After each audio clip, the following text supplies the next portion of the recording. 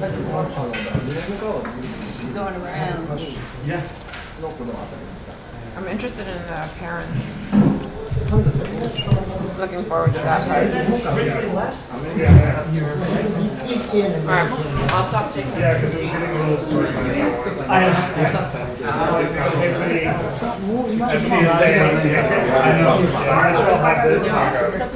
Turned off the air conditioner, it's just not working. No, I give it back. This is the check for the whole year. I was old. Okay, thank you very much. How's it going? I'm good, Dave. How are you doing? I'm doing very well. Yeah, good. I'm 9 days post-clock. I'm just... I told you I saw Jack in Bushwick. He gave a talk on, I didn't give a talk to Michael Hart at the Assembly, the launching of the book. He was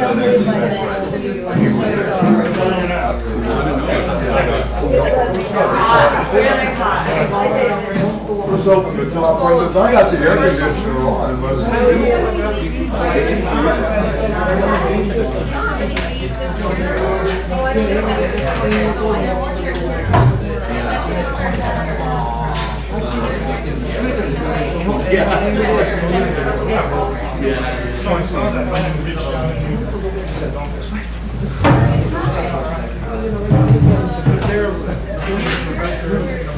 Like starting out, so I caught that when you were like, don't run away.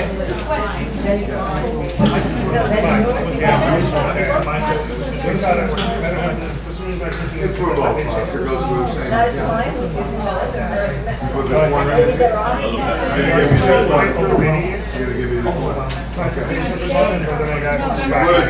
I only read the 7 pages. I was working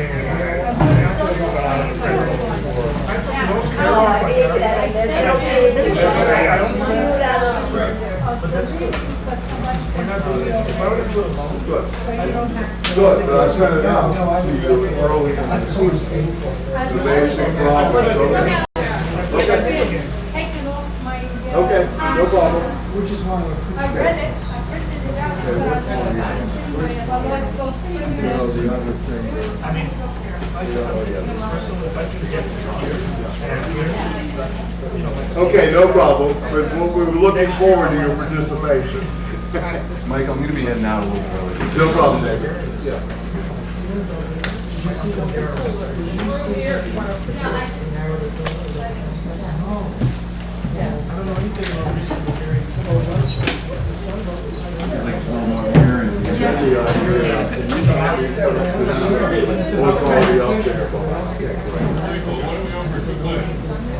What did you say? Third. Two tips, 14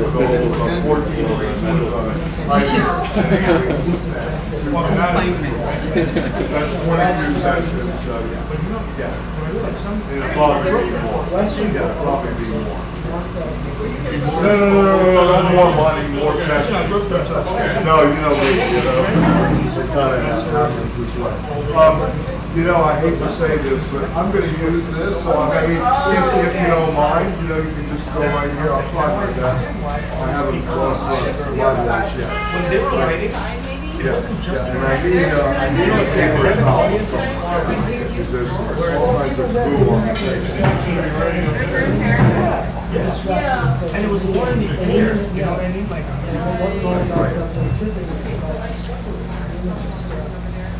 yeah.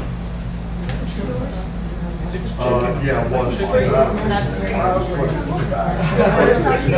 here because of the camera. Toretta.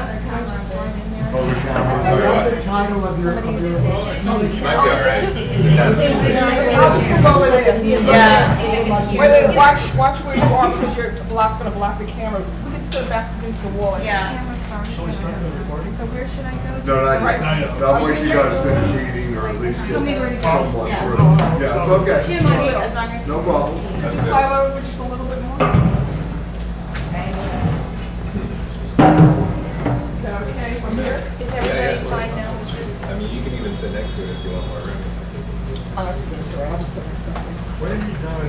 I just got So here. let's see, Sean wasn't here, Tom wasn't here, who else? Everybody else was here, so I can kind of recapitulate a little bit how people were finishing eating.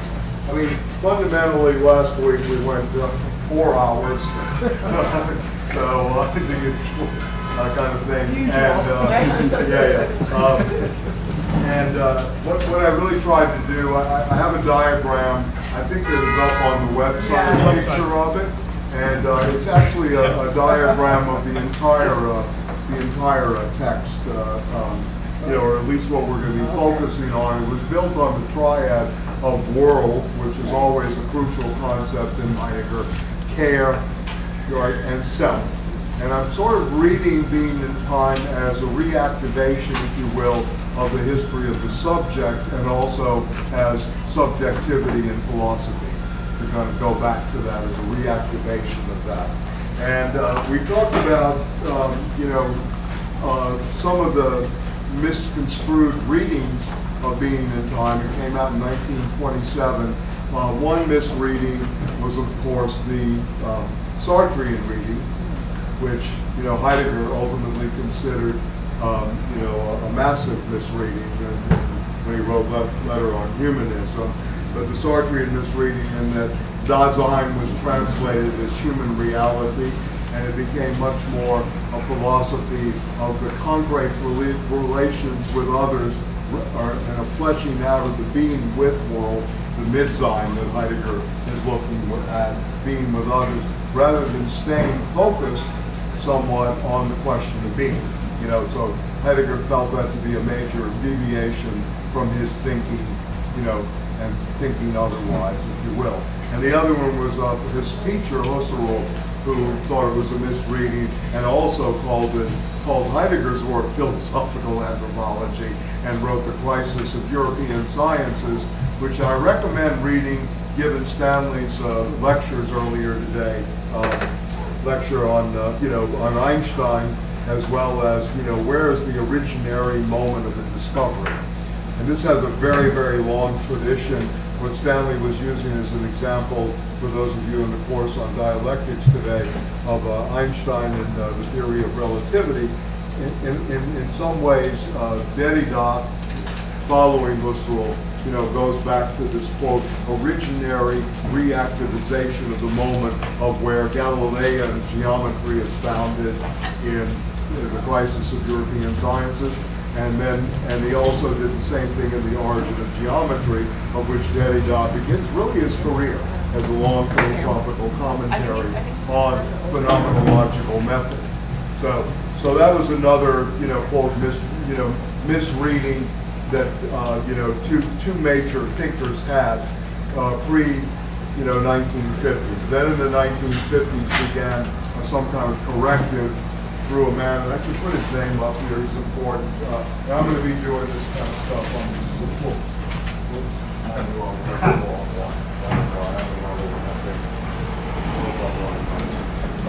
Jean Bouffret, Beaufret, was another figure of the Heideggerian school, and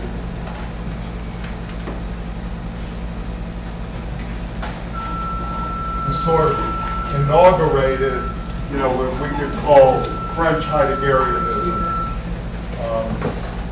I'm doing this for the people who were not here last week. Maybe a little bit of addition here. And this fundamentally was post-World War II, early post-World War II. I forgot to mention also that Kojève, who most of you know the name Alexander Kojève, the introduction to the reading of Hegel was, and particularly the phenomenology, the lectures that became famous, 1933 to 39, was also an amalgamation, if you will, of Heidegger and Hegel and Marx. It really was code for Marx.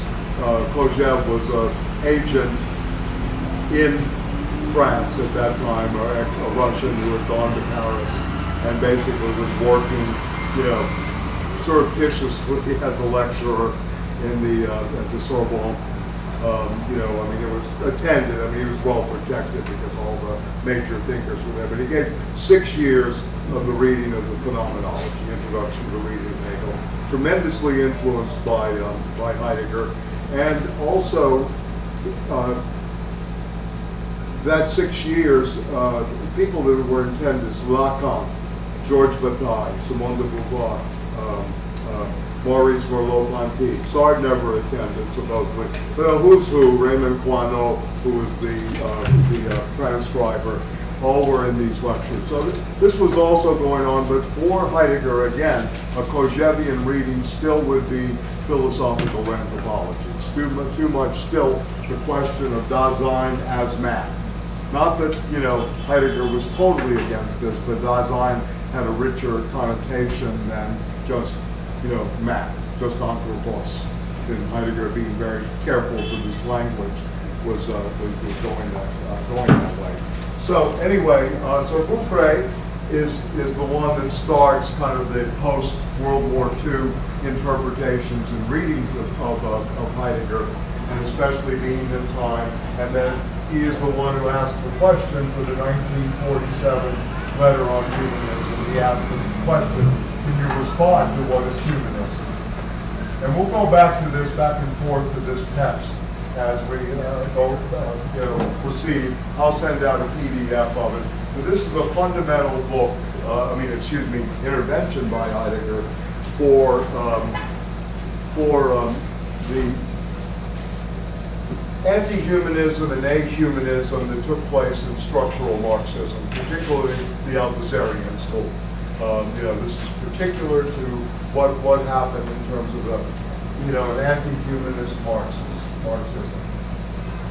For those of you that don't know, many of the Marxists in the Althuserian camp went the way of saying the economic and philosophical manuscripts, all the way up until the German ideology, some of the texts that were mentioned around the talk earlier today, were works of Marxist youth and were sort of naive, etc. And it's only with the German ideology that we get a break, what was called the epistemological break, a break in the production of new knowledge. And this is really coming out of the Heideggerian critique of epistemology, and I'll try to explain that as we go on, both today and in the future. So the anti-humanist Marxist moment is also happening here, and certainly for Heidegger, and this is because of Bouffray. And then along on the scene, of course, they're being educated, or to go a little bit forward, or Deleuze, Foucault, and company, and certainly Derrida is in 1966, I think, is his first publication on Husserl, on Genesis and Structure, and then he also does the book on the origin of geometry. And in fact, Derrida has said, if you're interested, I'm certainly very interested in Derrida as philosopher, not as cult figure, but he does say that all of the problems he's working out in his entire history, the deconstructed project, if you will, are a long elaboration of his early book, The Origin of Geometry, the commentary that he uses there. So he's very serious when he says this. He says this late in his life, and he says this as early as 1971. Okay? So anyway, I wanted to do this so you have this kind of assault, if you will, in the French academic scene, and also, within the intelligentsia in France, on Sartre, on Kojève, they're kind of like sexist pigs. They were philosophical anthropologists, so to speak, in a way. They didn't really go with the turn of Heidegger. They misinterpreted Dasein and Dasein analysis, and that they became sort of part of a group that the more Christian, Heideggerians took up. Bouffray was a Christian, right, in a way. Lacan's brother was a Catholic priest. So you have that moment also in the Heideggerian, infiltration, if you will, into France, as well as, then the movement around Derrida, Foucault, and of course Deleuze, Lyotard too. Lyotard, by the way, wrote a book called On Phenomenology, a very good descriptive account of what phenomenology was, to him, and what median had to him. So all the post-structuralist thinkers before today, the people we know as, obviously Stiegler, the contemporaries, and Alain Badiou, are sort of coming the post-moment after this, right after this generation. Okay, someone's phone is on. Yeah. Okay, so anyway, so this leads to structural Marxism, which is making a big comeback, and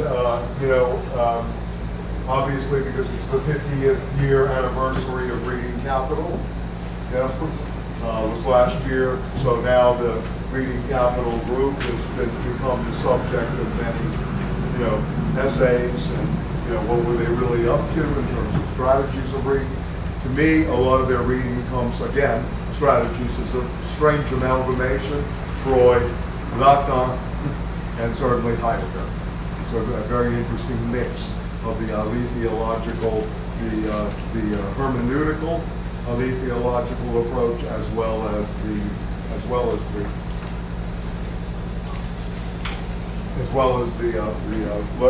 symptomatic reading of Freud and Lacan that they're doing. So anyway, that's for the people that weren't here. We did go over, we had the reading of the ground problems of phenomenology, where we're going to begin today, the basic problems of phenomenology. We got up to the sections, onto the positum and the scientific philosophy. He's making a distinction, that Kant had made between the cosmic and the academic or the scientific. And we're gonna try to engage that a little bit, and then we'll go into many of the other problematic areas and some of the vocabulary he's using and what he's really about here, ultimately. I did outline, I put this on the board last time too, the first two sections and how we would be reading. The first section was Dasein as exemplary being for the retrieve. Retrieval is a very important concept. As I said, Wiederholung, for the people that were not here, this is going to be crucial in Heidegger's approach. This German word, which literally means to retrieve, right, a repetition, and more materially, you're kind of hauling along something, right, in some way. So he's using probably all three notions of this. And also, I would say the three R's, retrieve, repetition, and recapitulation. You're also recapitulating the tradition. You're retrieving the tradition in a different way. And there's a repetition in terms of the terms to kind of hopefully open up new meanings, right? Both hermeneutically and hauling along as part of this, long dialogue, if you will, with the ancients. And so the main part of the first section we'll be dealing with after we get through the outline of the book, etc., is Dasein is the exemplary being for the retrieve. So this is another crucial term in the Heideggerian vocabulary. Dasein, sometimes hyphenated, sometimes not, literally meaning their being.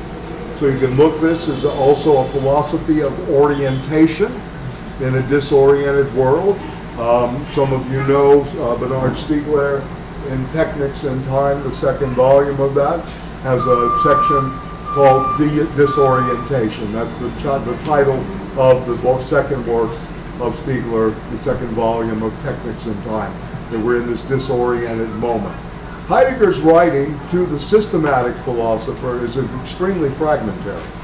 This is not a system that's being built. It's a deconstruction and a positive destruction of the tradition, and a kind of construction, but the construction's going on as the destruction is happening as well. So that part, to use loosely the term dialectical, is sort of how he operates in this kind of tension. So this is a crucial term, and this is going to be the exemplary site, if you will. You can think of Dasein as the site of the retrieval, right? And first we get the idea of transcendental phenomenology and fundamental ontology, right? And how do you deconstruct the prejudices about being? And this is going to be in the introduction. Then there's, the question of the pre-understanding. This again would be the a priori, the pre-understanding.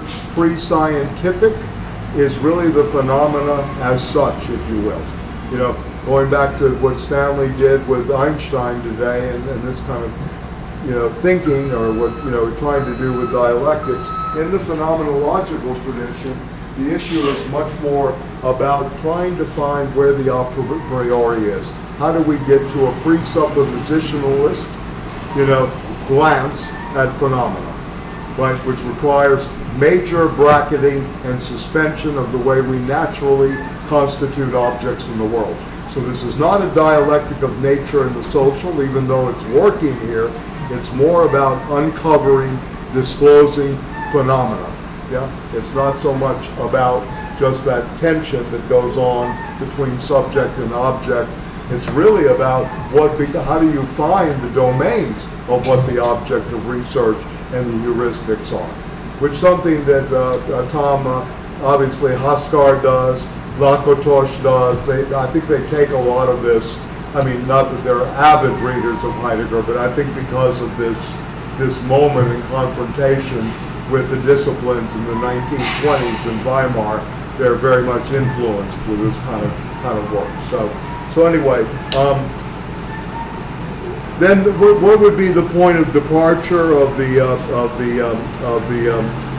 the retrieve? Then the twofold priority of the questions of being. We're going to go through that today.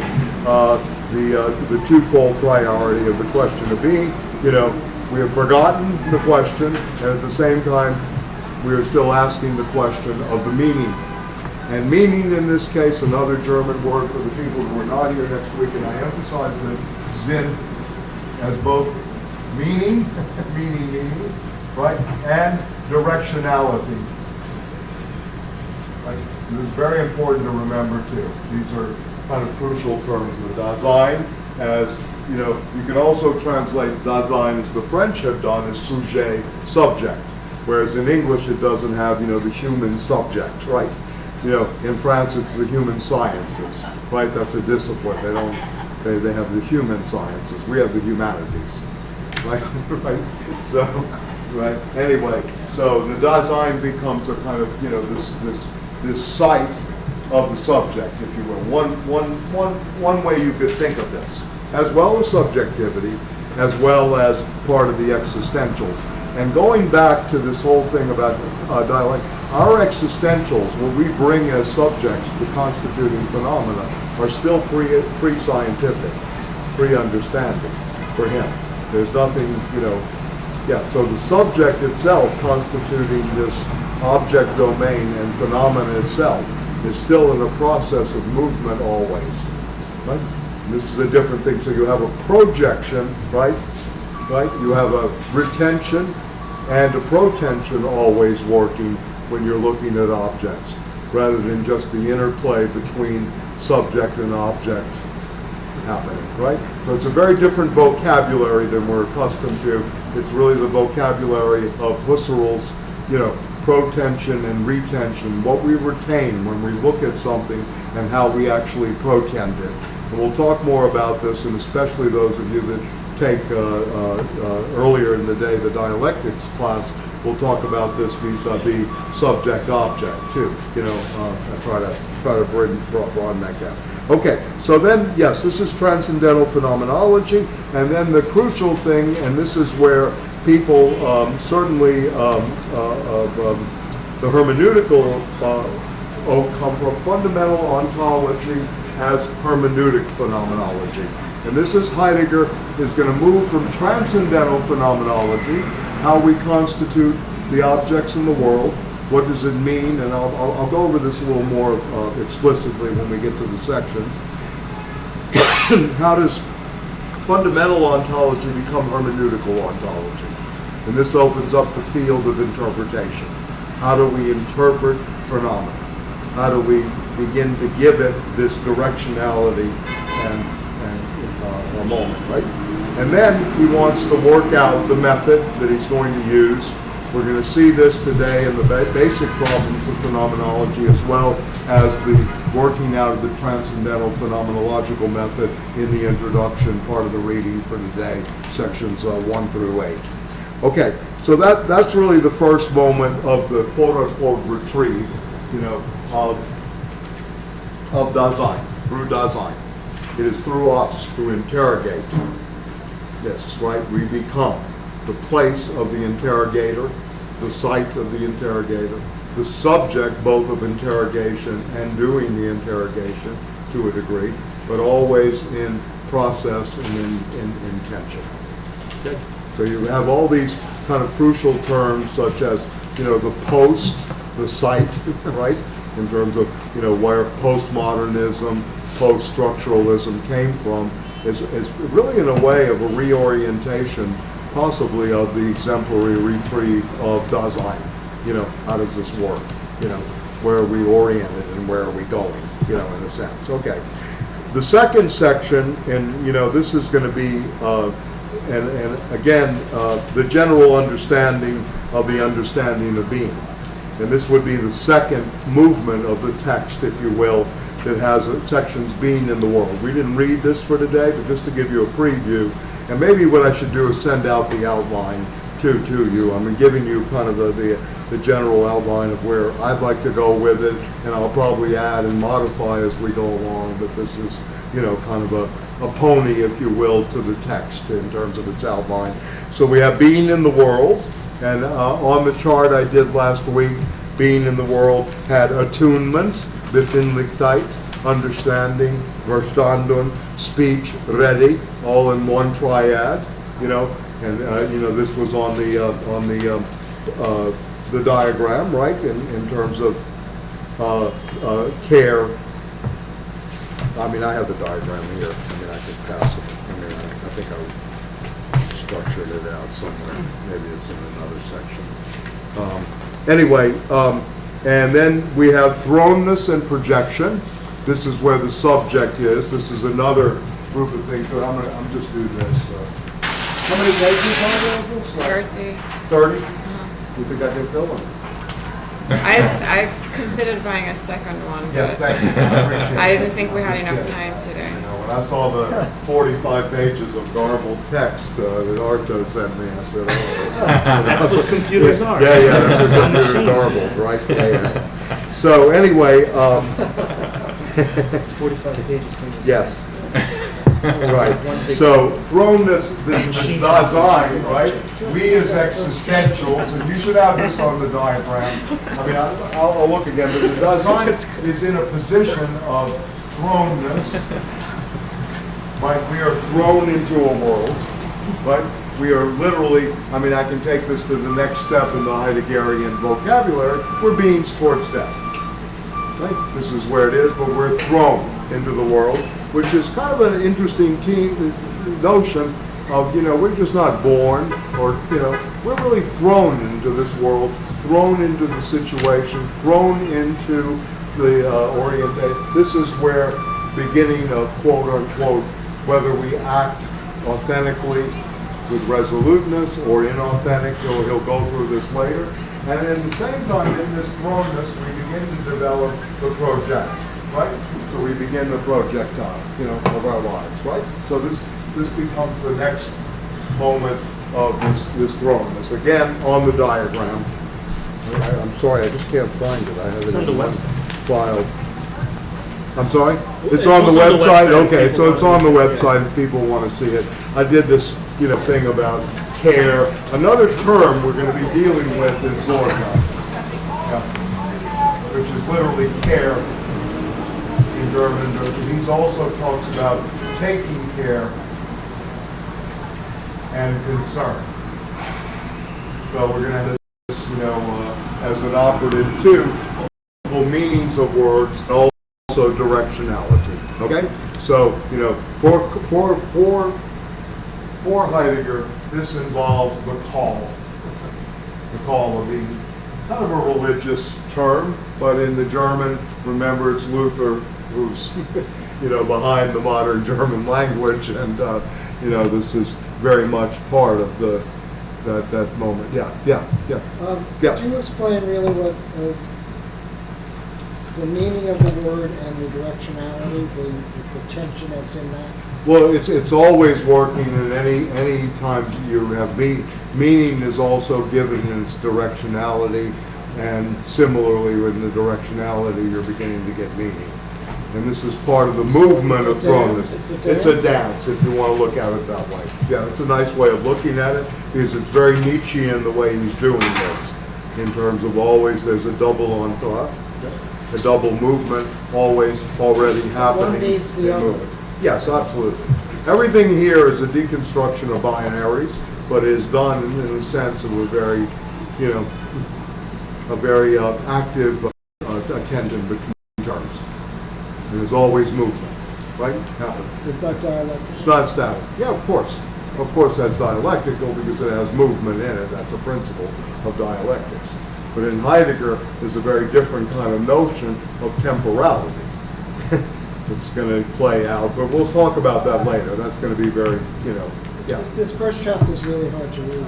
Yeah, no, I'm going to go over it. Yeah. I know. Well, he's, At least for me. he said we have to go back and reread that. That's the only part that he still thought had value in his later years. But that's like, that's like, yes, the first 8 sections. He said the rest was a kind of mistake. I hate for us to read mistakes, but we should. It's a very good mistake. It's a very deep mistake. There are no footnotes for the Greek words. I can make a. That's a problem in the translation. The Greek Yeah, words I'll make you a typo, copy. I have the notice, 62.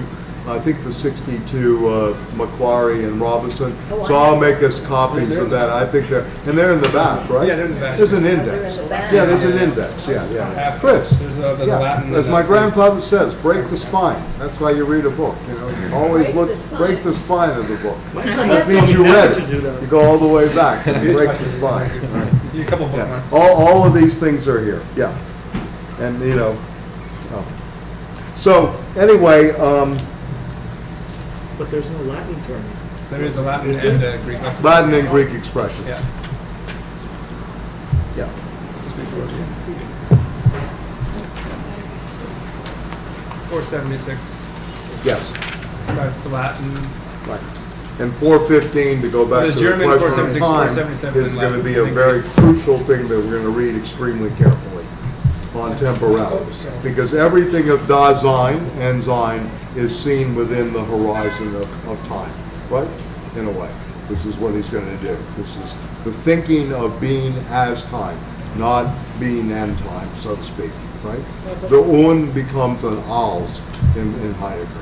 Okay, I'm going to I'll do a couple other things. Yeah, I'm sorry. It may again be a stupid question. Why are we reading mistakes and things that is rejected rather than... Because I don't think it's all a mistake, and I think people do this. Or you think to there's make- a value? Yeah, I don't think, I mean, I think everything in terms of what we talk about today about, you use the word subjectivity.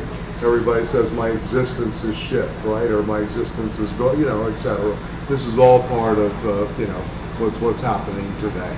And also we live in very, very dark times, as most people know, while Rome burns, anyway, while we live in this period as well, this is something that was one of the most fundamental, monumental texts in philosophy that tried to, talk about a third way. Not that I agree with this position, etc., and it's very, very important, as we go forward. Yeah. So can you hear with this background? It's okay? Makes it a little bit hard with the AC and the trucks. Do you want me to turn off the AC or leave the AC on? Close the windows? I would say one or the other, but Okay, I'll leave. it's like double noise.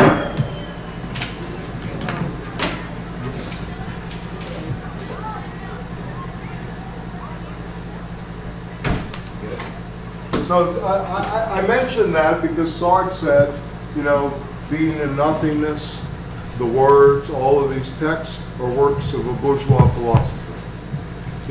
And after he made his quote term, right? In Search for a Method, and he said this in interviews. Does that mean we don't read, early science in a certain way? you know, to still learn from. So I think, you know, Jim, you raise a good question, but it's good to read these, you know, mistakes in a certain way. We're not sure it is a mistake all the way. You know, this category of verfallen seems to fit very well with the addictogenic society that we live under. You know, that you fall prey to these things, including mediatic images. Yep. How does this work with, you know, propaganda, you know, which is a very interesting other kind of thing. So the 20s is pretty amazing in that, you know, David knows this very well. Bernays is writing propaganda in the United States. Goebbels has got his stuff on struggles in Berlin.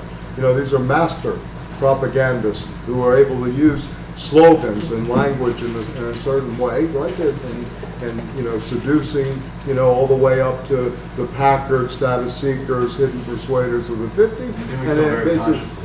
And do so, yeah, extremely consciously. Yeah, no, this is an actual conspiracy of consumerism, a conspiracy of selling, and a conspiracy of keeping the masses down. No, there's no question about it. Yeah, no question about it. Yeah, and there's a whole right-wing group of philosophers, including Ortega y Gasset, who says the biggest problem is the revolt of the masses, and this takes a right turn as well as a left turn in some ways. How are you going to work with this? And Marxism was part of that left turn. Yeah.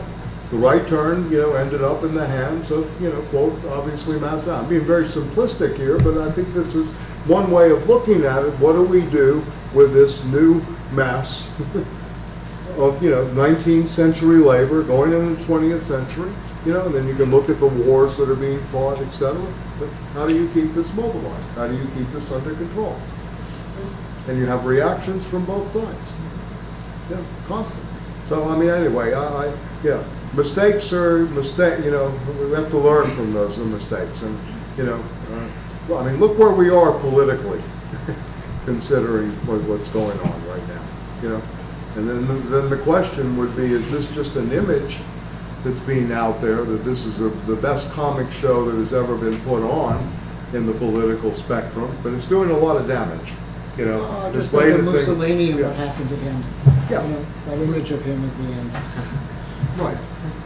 Upside down. Yeah. Strung up from a lamp pole. Yeah, but he was in power for, you know, Yes, and he was. almost 20 years. Yeah. But, 12 years but of a the Third study of Reich. that, but a study of that, of what is to be learned from that, because of how the masses reacted to it. Well, did it ever go away is really the question. Well, Yeah, I mean, that to me is That's really the- the question. I mean, you know, in a sense, one of the reasons we were. Okay, Check so out anyway, Spain. yeah. Anyway, so we're gonna be, you know, engaging these kind of terms. To me, you can develop, I mean, to say why we would read this, out of a category such as this, and through careful reading of this and world, we can develop an economy, you know, of carefulness. You know, we can develop an economy of contribution out of this, to use Stiglerian language. How do you go, you know, combine the associated world of producers, the Marxist moment, with an economy of contribution and an economy of care?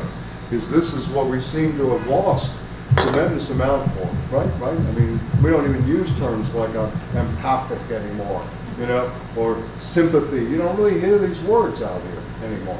What do these things mean in terms of our understanding, our daily attunement? So I think there's a lot to be learned here. The care of the self, obviously, from Foucault, is out of this, you know, and there's a lot to be learned politically. Also, in terms of, you know, the work you do with, you know, trying to make this as empirical as possible. I mean, you know, what you can talk to young people. What are your projects? You know, how are you thrown into a site? Maybe they don't have any projects, and that's the problem. That's dead. To Heidegger, you're dead.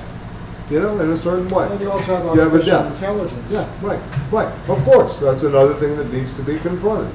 Yeah, are we the victims of this, you know, externalization of memory to the point where it's totally determined? Okay, I'm going to do something else real quickly here. Then I'll go to the basic problem. There's this talk about history. I just want to do this. This is the backdrop. He does not do this early. This is later. The history of being. For Heidegger, history is the history of being. And there are three basic epochs, right? The first epoch is the epoch of the one. And the one is the Greek term that all of Greek thinking, the first epoch of being, this is the history of being. The first epoch is in philosophy, but philosophy thinks being, right? And we have to, philosophy ends, and we have to think being. The philosophy of the one, and then when you begin to talk about dialectics, and I thought Stanley was great today, but we'll engage on the level of the one and the many later on. This became the one, the many, and the multiple. Was a philosophical problem that is developed both in Heraclitus, in Parmenides, and all throughout Plato. So the epoch is marked by the thinking of the one good, right? Right?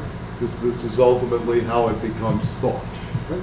And you have crucial texts that go into this, including the pre-Socratics, Heraclitus, and Parmenides, and where the problem is certainly explicated, or at least put out there.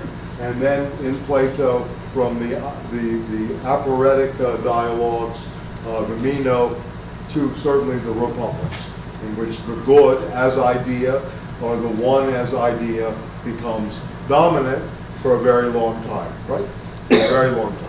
And then this one is transferred, the Platonic ideas, into the Roman epoch that lasts until the scientific revolution, the epoch of natura, of nature, right?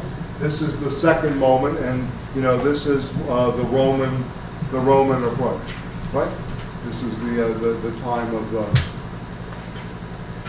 the Middle Ages, all the way through, where nature becomes the dominant term, right? From this unfolds everything else that we do, right? So I'm giving you basically what Heidegger does. He tries to think of history as a kind of epochal signification that one concept dominates a period, right? A long period, an epoch. So the Greco-Roman moment, or the Greek philosophy, is still the problem of the one. The totality, if you will, in modern terms, in some ways. The whole, right? And the relationship to the multiple. In the epoch of the medieval and the Roman, first of all, Roman imperialism, and all the way through the Middle Ages, up to St. Thomas Aquinas, is being as nature. Being as nature, right? Being as nature.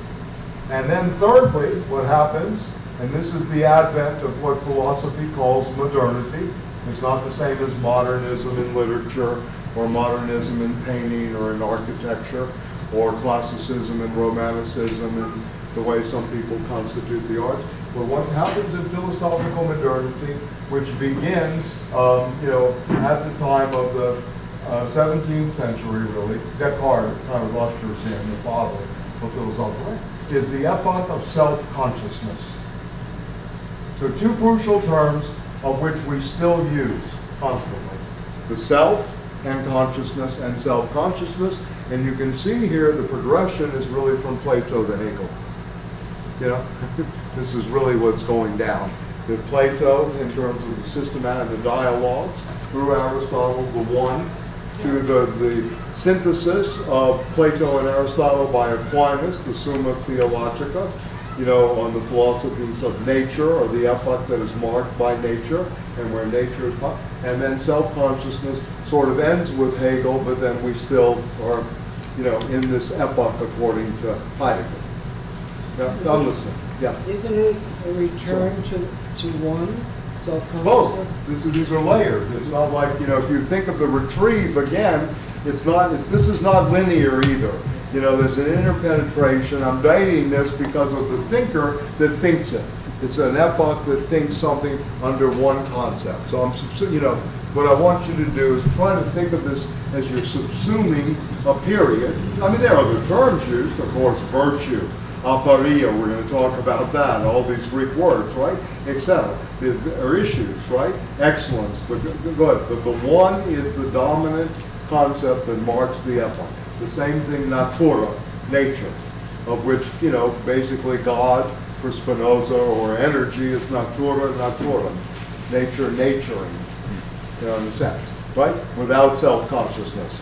But in Hegel, we get the system of self-consciousness, and the modern thank you, Aaron. This consciousness is the Hegelian subject, right, etc., but also the Cartesian subject, which begins philosophical modernity. That's where the subject involves themselves.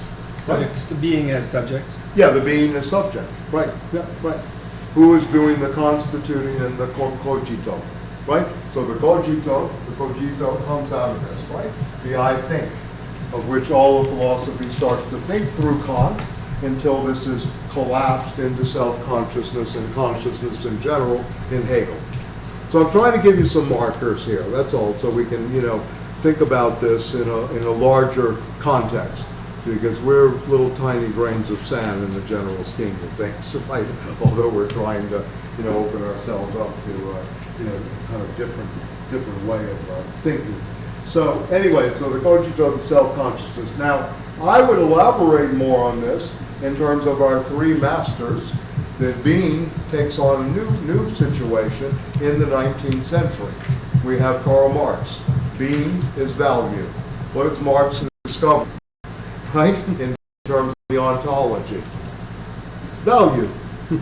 Value becomes his discovery. Right? No, really. When you really think about this, yeah. Nietzsche, being as power. Right? Being as power. Right?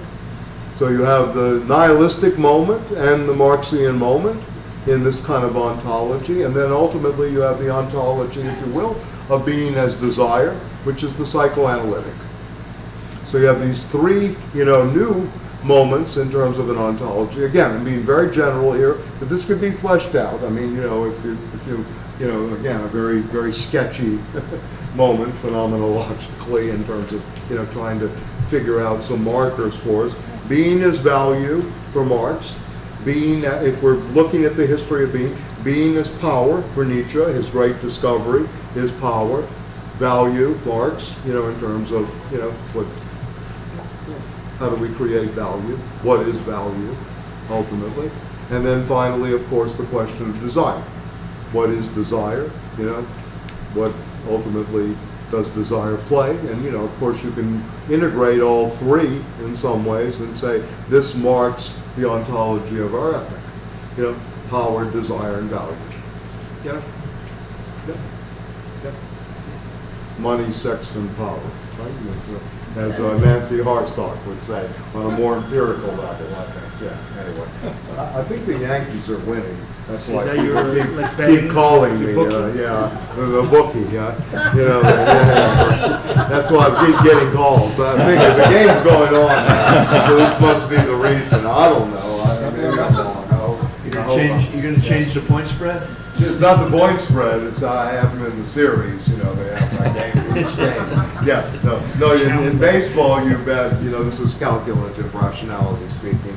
Anyway, you bet on the pitcher. Usually, it's the starting pitcher, and then you have over and under, and how many runs will be scored in the game. Who's to win the game? There are all kinds of little sub things you can do. So anyway, yeah. So it's another history. I knew a guy from Colombia made a living just doing that with betting on sports events. He made a good living doing that. So not a bad way to just sit and use your mathematical brain that way. All right. So anyway, I wanted to do this. And so he does have this history, and this history is we're always situated this design by some kind of historical determinateness. So the modern Dasein, right? Modern, subjectivity is again, or the whole notion of subjectivity is a byproduct, if you will, of the epoch of self-consciousness. If that makes sense to you. I'm trying to, ground this in a little, different level. And the thing with Heidegger is you've got to think in epochs. And epochs also mean not only a time period, right? That's one aspect of the temporality, but it also means what stays and what is being withdrawn.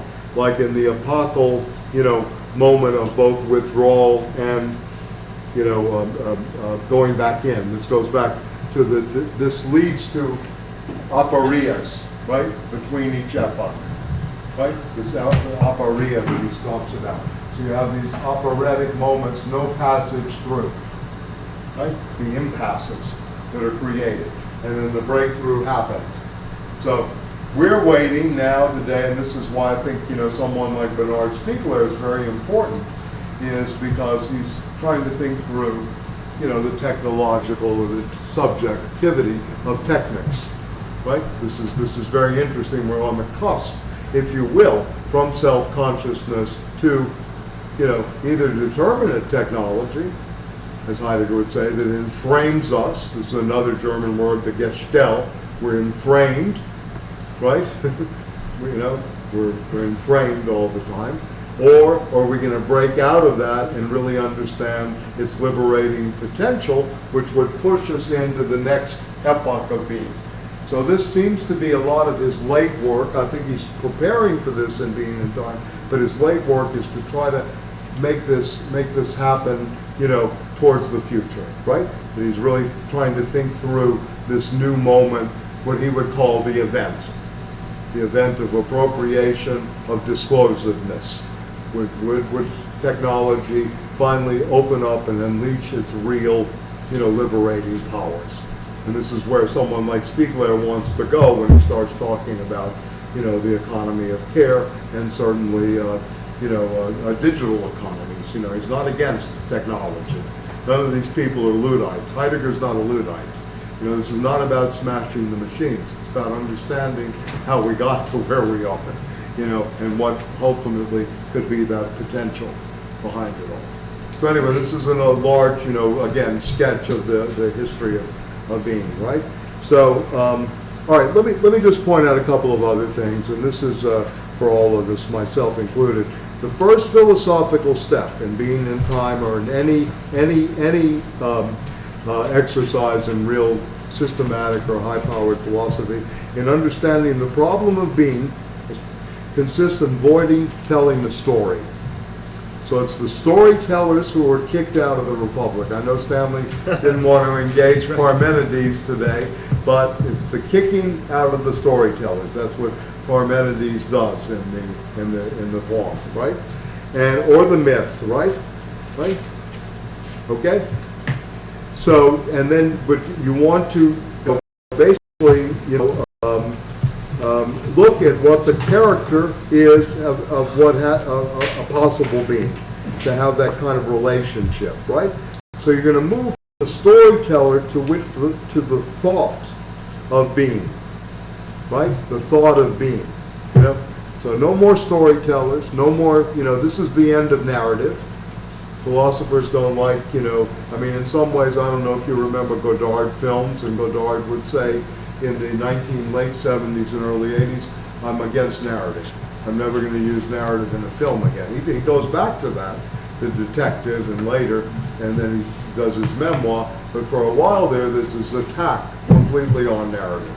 And this is really what was happening. You see this in fiction sometimes, no storytelling, right? In very high-powered and experimental fiction. Yeah. So, kicking, yes, please. Yeah. I just want to yes, of course, please. Out Yeah. that what you have on the board, that's already a story, like the impulse. Yes, of course.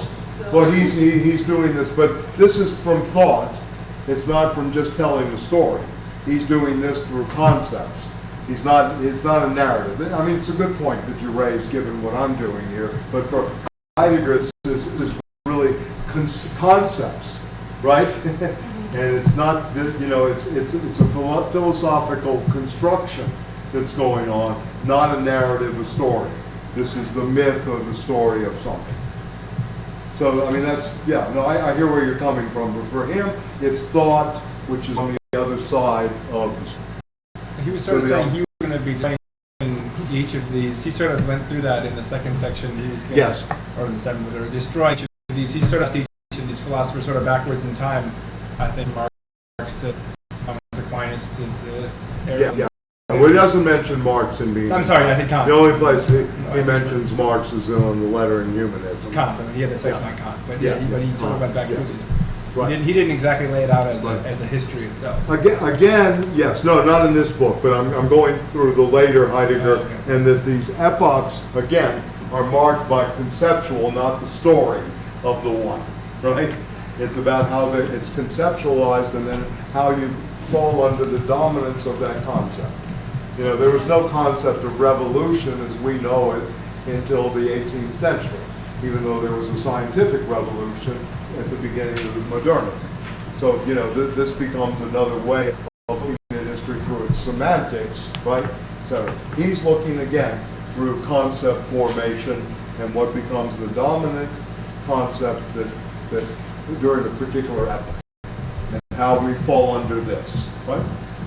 So we fall. So if we were in, you know, 3rd century Athens, we're dominated by the thinking of the concept of the one, right? In relation to the many, right? He's not saying that you cut out the many, the multitude, or other concepts around, but the dominant one is the one, the thinking of the one.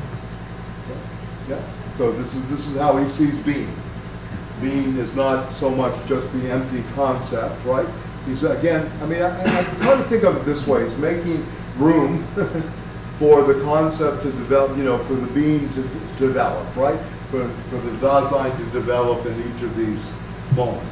But he sees being as having given that epoch a particular one dominant concept. And if you really think about our epoch, I mean, the first person pronoun is not used until Montaigne and Descartes, either in literature in essay form or in philosophical treatises until Montaigne and Descartes. Yeah.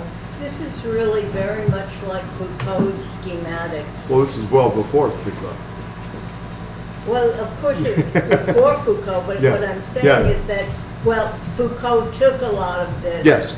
In that, especially the epoch of the Middle Ages and nature, Foucault says that the Middle Ages, they saw signs in nature all the time, Right. and were reading nature as signs were directly related to human Yes. life. Yes. And the same thing with modernity, only he sees it Right. going. Well, he begins, the difference between Heidegger and Foucault in some ways is that Foucault in the archaeology of knowledge and somewhere and earlier in the order of things, or words and things, begins to develop what he calls epistemics. You know, he's more interested not so much in the ontology, but he's more interested in the epistemes, or the knowledge formations during these epochs. But he And then sees he's a going rupture too. Yes, he's interested in the rupture, yeah, of course. And the rupture is marked by discourse, right?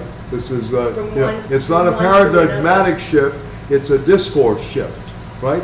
In some ways. Yeah, go ahead, I'm sorry. Well, I And then just Nora, meant yeah. there's a rupture, there's no crossing from epoch 1 to epoch 2. Just in Foucault, you don't cross from one episteme to another.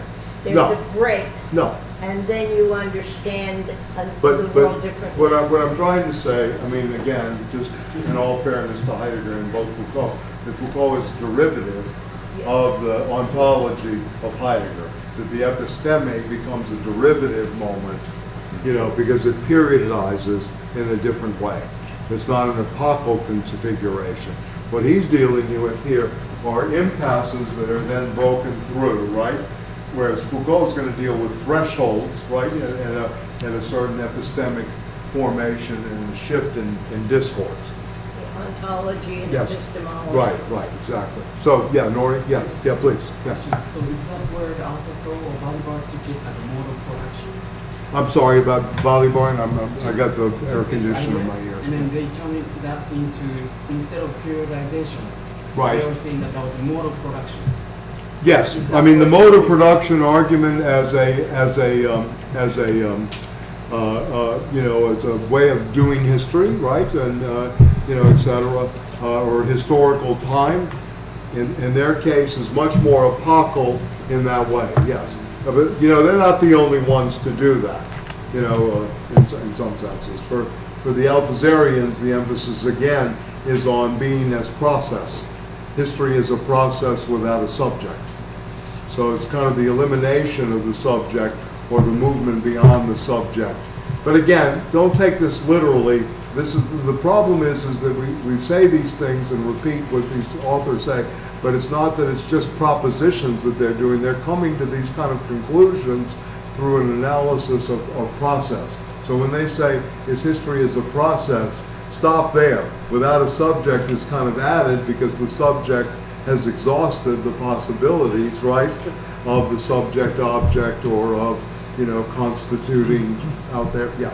But it's interesting because I remember, if I read this correctly, that Heidegger denies he says there's no need to think about the subject and nature, or the separation of subject and object. It doesn't make sense because it's all a continuum. And, so it's in a way, this kind of connects to maybe Stanley's talk, which was, I don't know if we want to add like qualitative judgments, but like these two people are writing at the same time in the 1920s, Lukács and Heidegger. Well, 22, 23, when Lukács is writing History and Class Consciousness, Heidegger is giving lectures on Aristotle.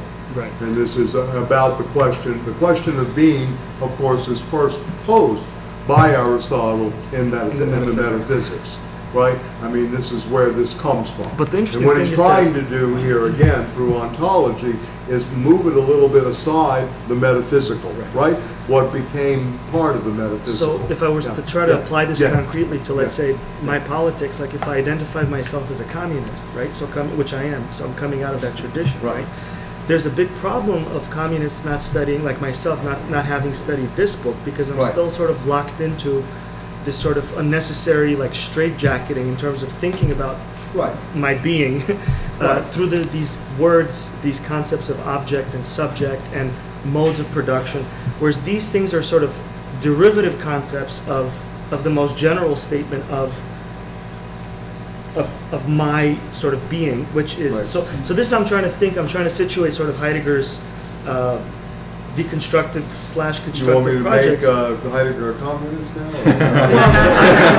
I'll do my best. This one I don't think I can pull No, but I feel like we're gonna rehabilitate it. I like the idea. But I feel like there's For Dr. Heidegger, I can see the letter. Let's do a hyper translation of Yes, a hyper translation. But I feel like a hyperlink. Yeah. But I feel like a lot is lost if we don't engage with this thought. From the point of view of Marxists or whatever we want to call ourselves, or whatever I'm calling myself. I mean, there's a whole. So I think this is the value that I'm trying to sort of carve out of reading something like this, which seems a lot more philosophically the foundational. great thinkers come on the scene, and then you get a left interpretation. You have a right interpretation. So clearly, there's even in Marx, you had this. You had the vulgar Marxists. You had all kinds of very as Stanley was pointing out today. Lefebvre writes, he didn't say this, but Lefebvre writes dialectical materialism to correct Joseph Stalin, right? I mean, in some ways. So we have these kind of interplays in history that are always already going on, right? And so and like I said, this influences everybody from Kojève, who's an agent, in Paris, right, for the the Fourth International, as well as Sartre. Who becomes, quote unquote, we must think beyond Marxism, in a rise in our time. In fact, Sartre does say exactly what you say in a sentence a section of Search for a Method. Lukács has the capability to read Heidegger, but he doesn't. And he also says, and he has the capability to read it line by line, and he also chastises those people who do not, sit and read. Right? So it's not like he's trying to retrieve a mystificatory, thank you, David. A mystificatory Heidegger, right? Or the history of being. He's trying to say, you must read, right, at this level, because what was left out of Marxism and its, historical determinism, in terms of its, economic determinism and various aspects of it that made it into an ideology, what was left out was the subjectivity. This is what was left out. So there you have these attempted Marxist Freudian syntheses, like Marcuse, Paris and Civilization. Michael Schneider, Norman O'Brien in a different way, a kind of Protestant hyphen Marxist, but more Nietzschean, moment life against death. So this is one path it takes towards subjectivity. Another, of course, is the left Heideggerian, the existential phenomenologist, the Dasein analysis, right? In some ways, and I mentioned last week, those of you that were not here, I talked about the psychiatric, the Dasein analysis, best exemplified by Metternich, Boss, and Ludwig Binswanger. These were the two major figures in Dasein analysis. So yeah, I mean, you bring up a very good point, of which was people in, quote, Western Marxism, if you will, very aware of, right? Very aware of, in a sense. But you have to, again, yes, you're right. I mean, this is going on at the same time, And, for those of you who want to read more about this, I mean, I've mentioned this before, the Magic Mountain, the conversations with Nafta, who's a construction of Georgi Lukács, and Settembrini on the Magic Mountain is, basically a Heideggerian kind of strange humanism that Mann picked up on, and Nafta being the wind from the east and, the pin-pricking, dialectician in conversation. So this is fictionalized as well, made into the storytelling in some ways. But the reason I mention this thing about the storytelling is that the book itself, the Being in Time, is a long meditation on this section from the Sophist.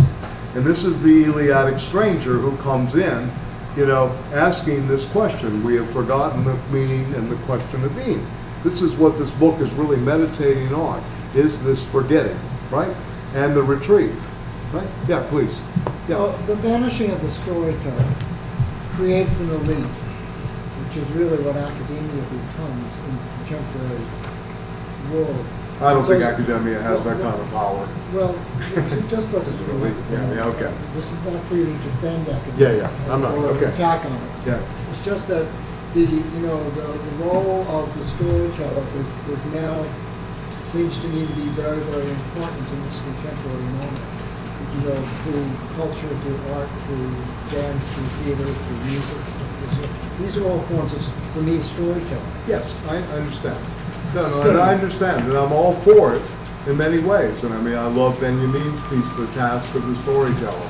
There are many, many levels to all of this. What I'm saying is, if we're going to read this text again, that Heidegger is trying to look at this through philosophy, in which philosophy is not about the narrative. It's not about just telling the story, right? This is what he's looking at. He's looking at how these concepts are both created, how you deconstruct it, and how you, move, into the future with it. So one thing about this book, that, you can tell a story in order to relieve a trauma or to share something with someone, but does it really propel you towards the future? What Heidegger's trying to do here is that this is about future. This is about projection. This is really about the future projects. Yeah, in some ways, from the has-been of the story, but catapulted to the future. And it's not spiraling and unfolding like a Hegelian dialectic. It's more like a discus throw, if you will, or a kind of catapulting out into a horizon. See, my problem is I'm trying to put the here and now into this, and this is text that is... But here and now has nothing to do with Heidegger's notion of time. Basically, Aristotle's notion of time is not now points. But this isn't being in the moment. This is not being near, even close to reality for Heidegger. Well, that's a tension for me. Aristotelian, yeah, okay. Well, I mean, you and Aristotle can, take the walk. Yeah. I mean, it's all right. It's good. It's all right. He's a good dude. He started the peripatetics, right? He started the peripatetics. Okay. Let me go back. Today, I want to talk more, but go back to the basic phenomenology. This is at work. I mentioned the word again. And a priori, and I want to say that the temporality is the horizon under which being going to be conceptualized, right? The subjectivity, or again, if you will, through Dasein, helps us retrieve. The temporality is not the Aristotelian notion of now points. that you can read in the physics, books 4 and book 6 in particular, and you continually grapple with time in these now points, but you all build your perplexity. This is what Aristotle says, right, in a way. Kant, which is very interesting, and Heidegger kind of comes out of this, time yields no shape. Therefore, it's harder to think space, because he wants to think time, right? And the least fruitful way to go around time is to think about time as a parallel to space, as a continuum, according to Heidegger. This is the least fruitful way of doing it, right? So really for time for Heidegger, and again, this is elementary, if you will,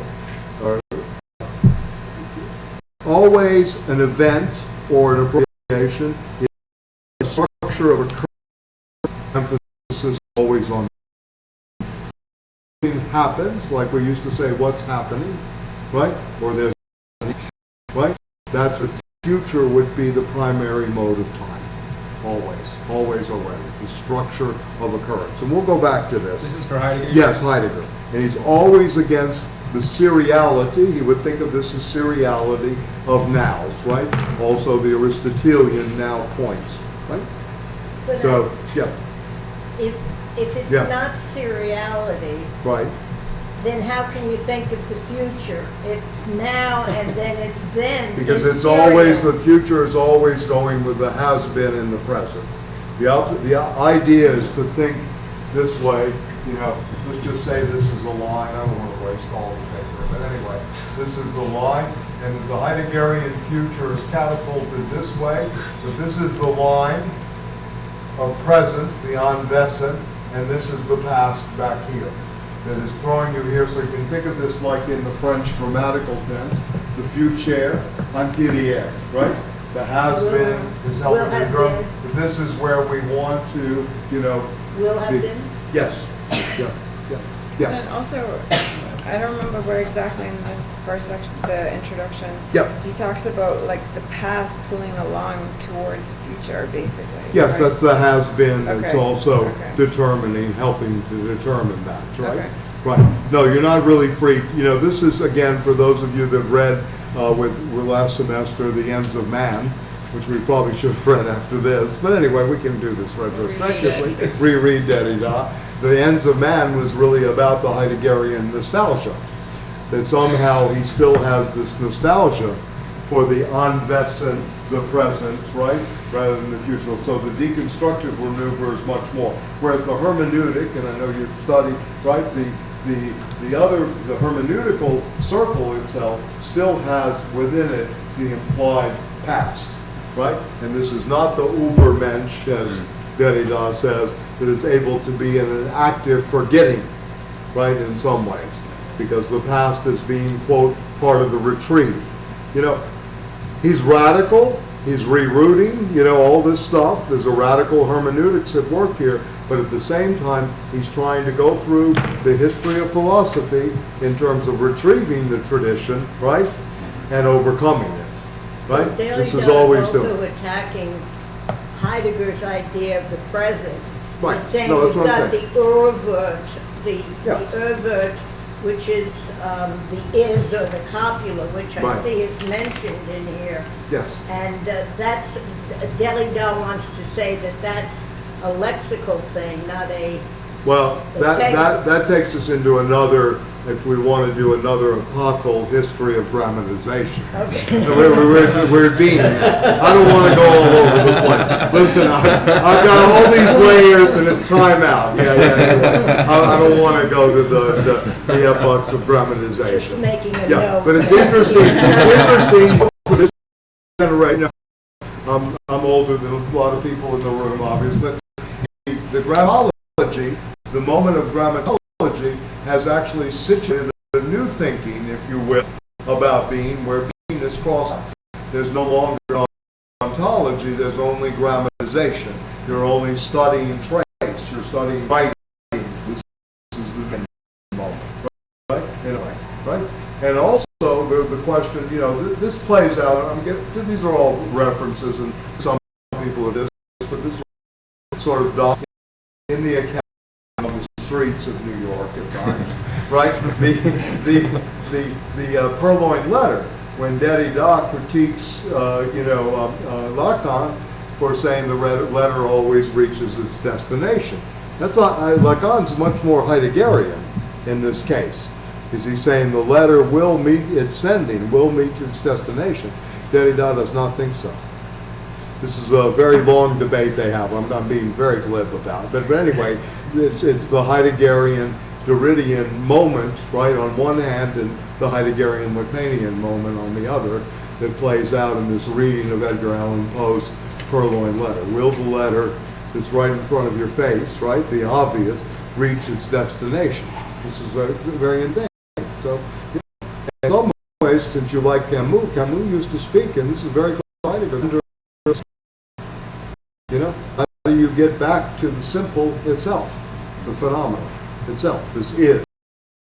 Let's go to the text. I mean, I've probably talked about this. I'll go back to the theories of time, and and here I have the diagram for those of you written out. If the people that didn't see it, last week, it's on the website. You didn't see it? It's on the website. It's on the website. It's on the website. Yeah. I don't know. Sean wasn't here. I'm sorry. Here's behind you. No. So that was kind of just a map of some of the major, triads, if you will. And, but I need it back. That's my only copy. I just wanted to show. I need it back. We can go to a photocopy check, but I need it back for my own records.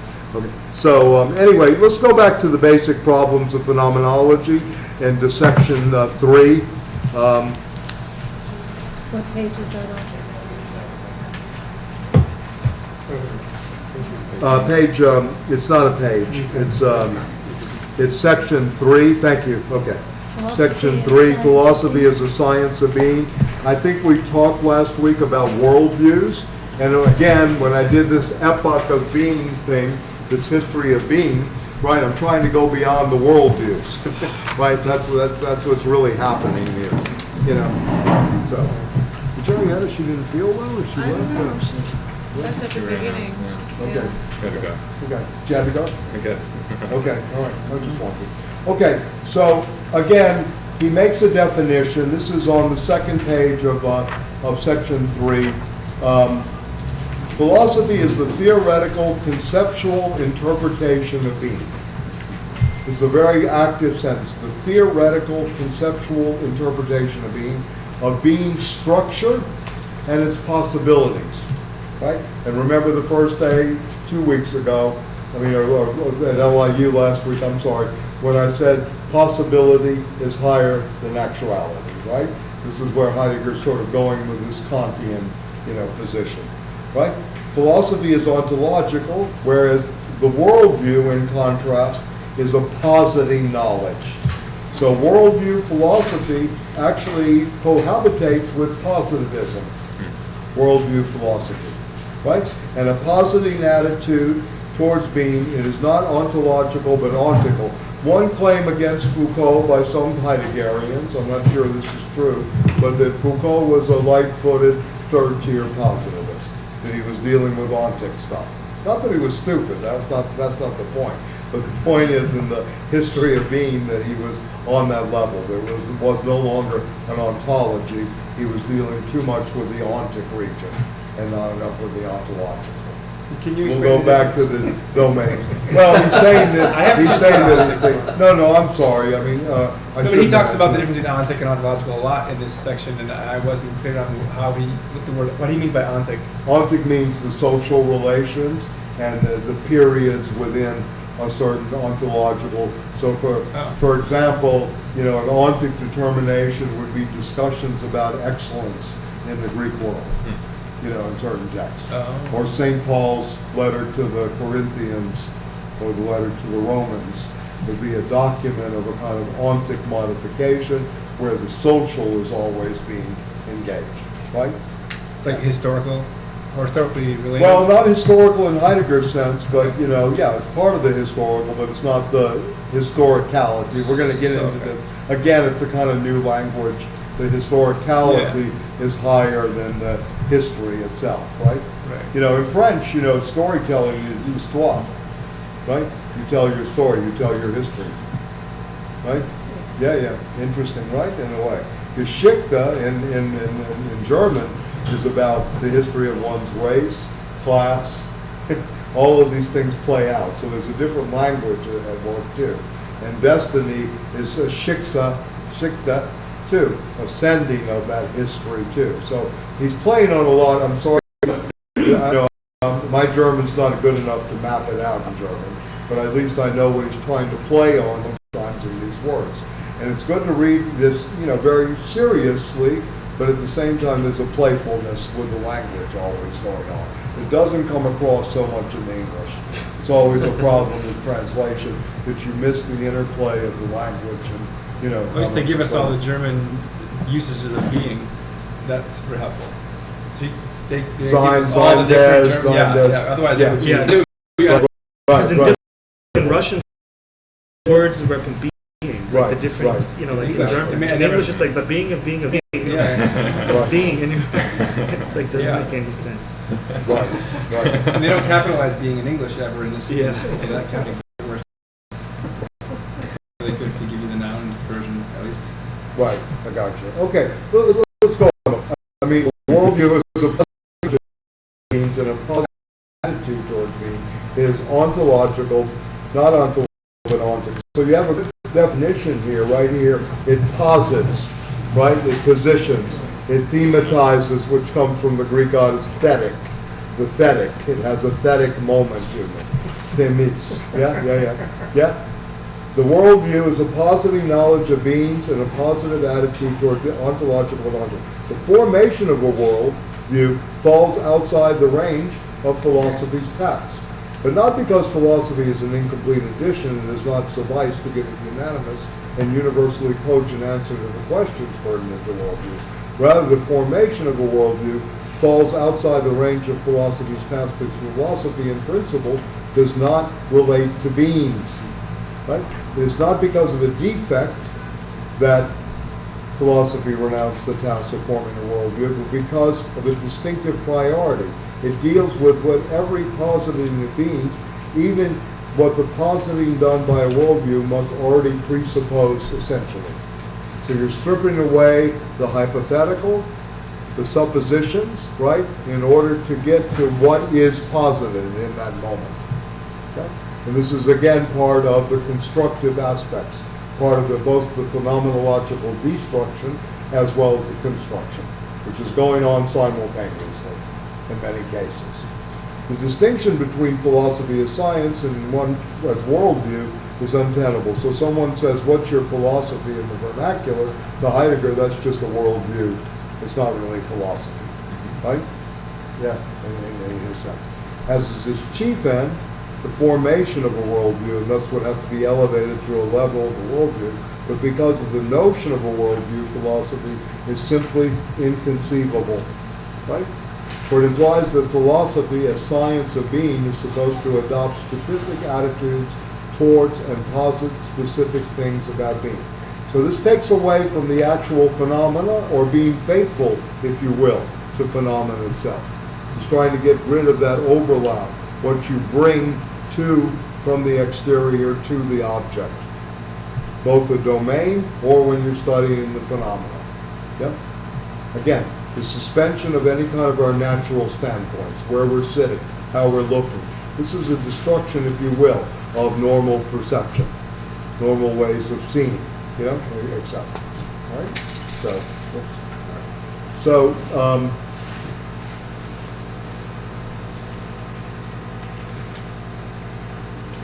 thank you. Philosophy and scientific is implied in its very concept. It can be shown historically that all the great philosophies since antiquity more or less explicitly took themselves to be, and as such sought to be, ontology. It can also be shown that these attempts failed over and over again, and why they had to fail. I gave the historical proof of this in my courses of the last 2 semesters, one on ancient philosophy and the other on the history of philosophy from St. Thomas to Kant, right? We should not refer, etc., a demonstration, but philosophy, going down to the bottom of the paragraph, philosophy must legitimate by its own resources its claim to be universal ontology. In the meantime, the statement that philosophy is the science of being remains a pure assertion. And for him, this is not good. This is propositional logic, and it's only esoteric, right? It has not really got us to the real definition, if you will, as a science of something more, right? Of being, right? We're not there. Corresponding, the elimination, right, of the worldview formation for the range of philosophy has not been warranted. We raise this distinction in order to give a provisional clarification. So this is how he operates. He's going to take these terms that are very dominant, Weltanschauung, right, the philosophy of worldviews, and destroy it, right, in order to show that it's still operative, right, what it's in opposition to, you know, in this sense, scientific philosophy, and we demarcate it from the popular concept, right? And in order to get clarification, demarcation were provided in order to account for the selection of the phenomenological problems to be dealt with next and remove from the choice the appearance of complete arbitrariness. He's being very careful here because he's writing a ground problem on method.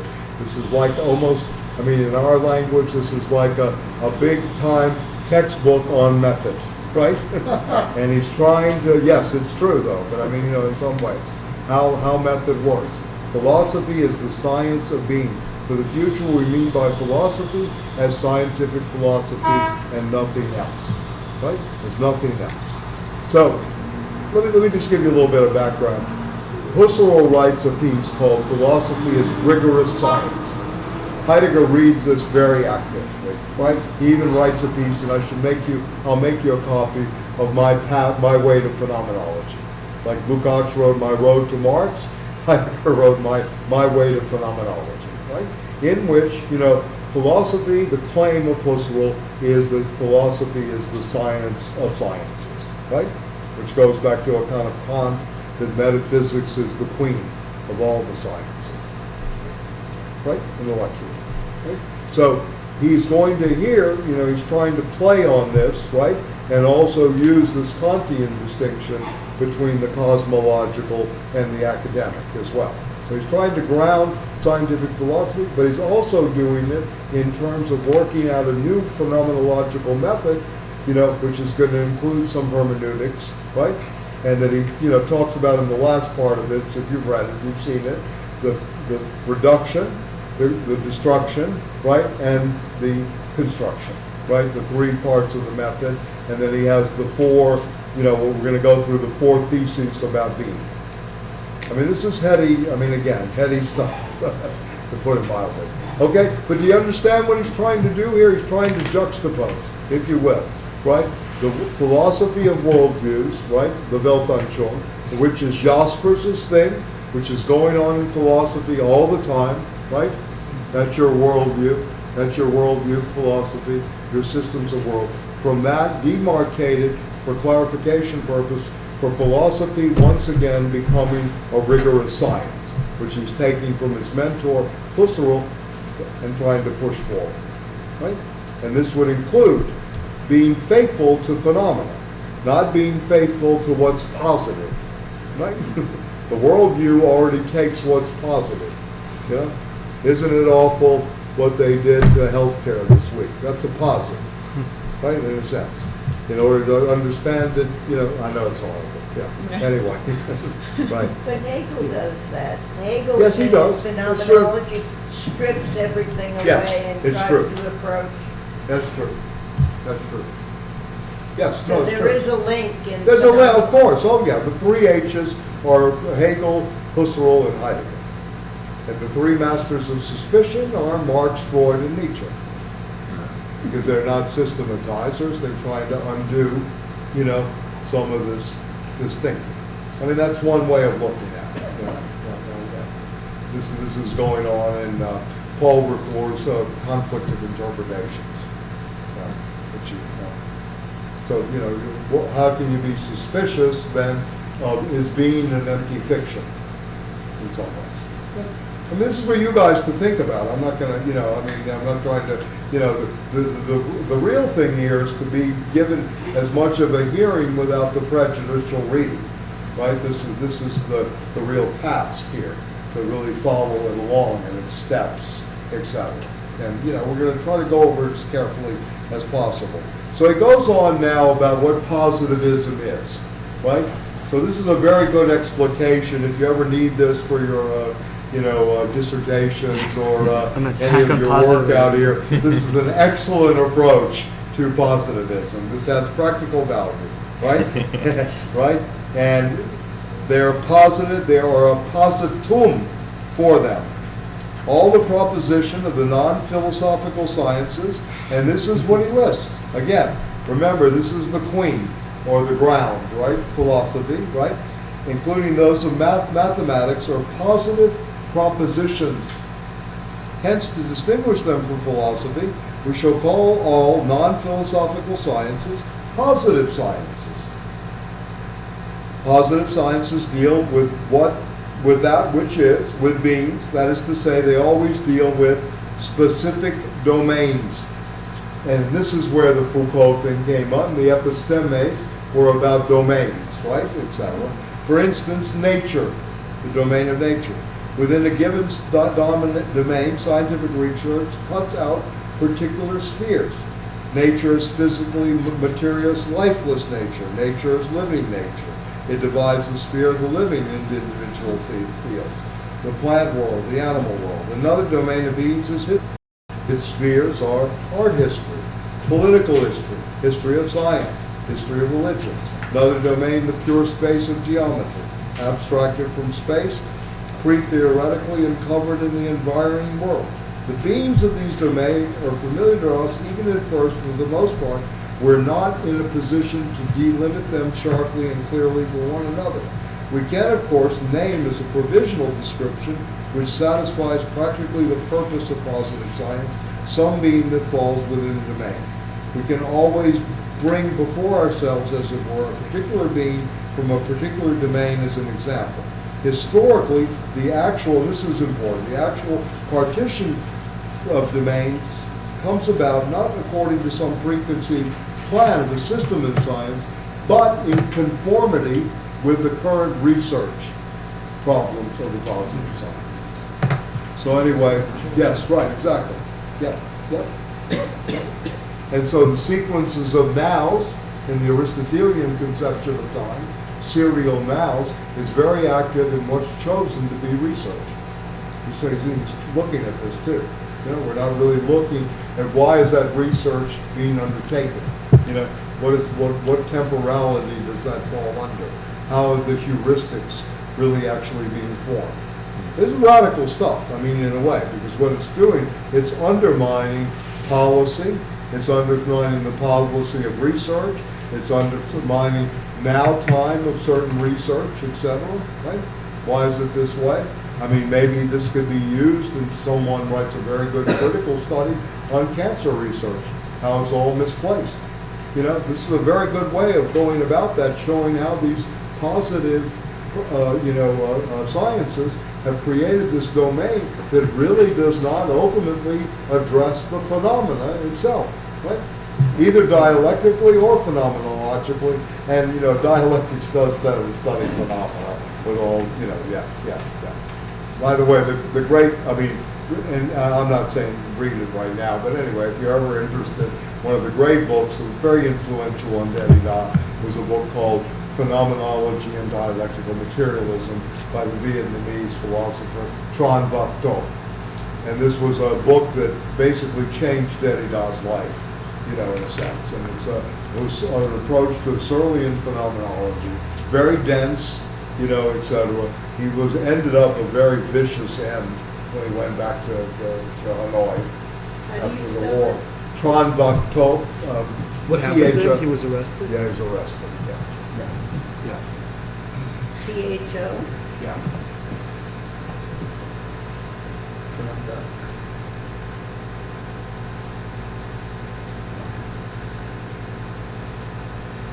What is that? THOS? Da. I'm sorry. I'll bring it in next week. I have a copy of it. Yeah. DHO. Yeah. H-A-A-O, right. Phenomenal. Von Buckner. What was the I think it's title? T-H-A-O. No, T-H-A-O. I'm sorry. Yeah, T-H-A-O. Not D. First I'm letter is sorry. last one, doesn't really matter. Yeah, I'm sorry, my Vietnamese is pretty bad. It's called Phenomenology and Dialectical Materialism. The first half of the book is devoted to phenomenology and is a sort of critique then in the name of dialectical materialism. And this was a book that was tremendously influential on Derrida's a young man. He said this publicly. Yeah, in a way. I mean, if you're interested in this stuff, I mean, this is something that shook him up, and this stuff should shake you up. You should be more anxiety-ridden, right? But dealing with the anxiety and projects and the future, right? The poetry of the future.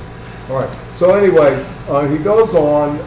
I think we did a lot of this last week on the positive sciences. Let me just go back to the page here at the end. In the essence, philosophical criticism, bottom of the page, second to last page of this. We understand the is we use in speaking. This is about 10 lines up. We understand the is we use in speaking, although we do not comprehend it conceptually. So this notion of the is always already working in Heidegger. The subject-object is not in terms of how it's been used, it's the copula. It's the is of the copula. Always working, right? The meaning of this is remains close to us. The understanding of the is and of being in general is so much a matter of course it was possible for the dogma to spread in philosophy uncontested that being is the simplest and most evident concept that is neither susceptible or in need of definition. Appeal is made to common sense. Philosophy never deals, you have to, if you're going to think philosophically, you have to think outside of common sense, right? Always. And even Gramsci has this notion in the study of philosophy, if common sense is the second element of spontaneous philosophy, which is unconscious activity and fragmentary. Okay? But wherever common sense is taken to be philosophy's highest court of appeal, philosophy must become suspicious. And Gramsci does this too. He goes, Hegel says, in the essence of philosophy by its very nature is esoteric. And remember, this is a lecture. For itself is never made for the masses, nor is it susceptible of being cooked up for them. It is philosophy only because it goes exactly contrary to the understanding, and thus even more so to sound common sense. Okay? The so-called healthy human understanding, which actually means the local and temporary vision of some limited generation of human beings. You can feel the dagger there. To that generation, the world of philosophy is in and for itself a topsy-turvy and inverted world. The demands and standards of common sense have no right to claim any validity or to represent any authority in regard to what philosophy is and what it is not. They forgot to add the end quote. What if being were the most complex and at the same time the most obscure concept? And he's going to talk about this is, his notion, right? We've forgotten it for so long. We need all this work to get back to it. What if arriving at the concept of being were the most urgent task of philosophy, the task which has to be taken up continuously ever anew?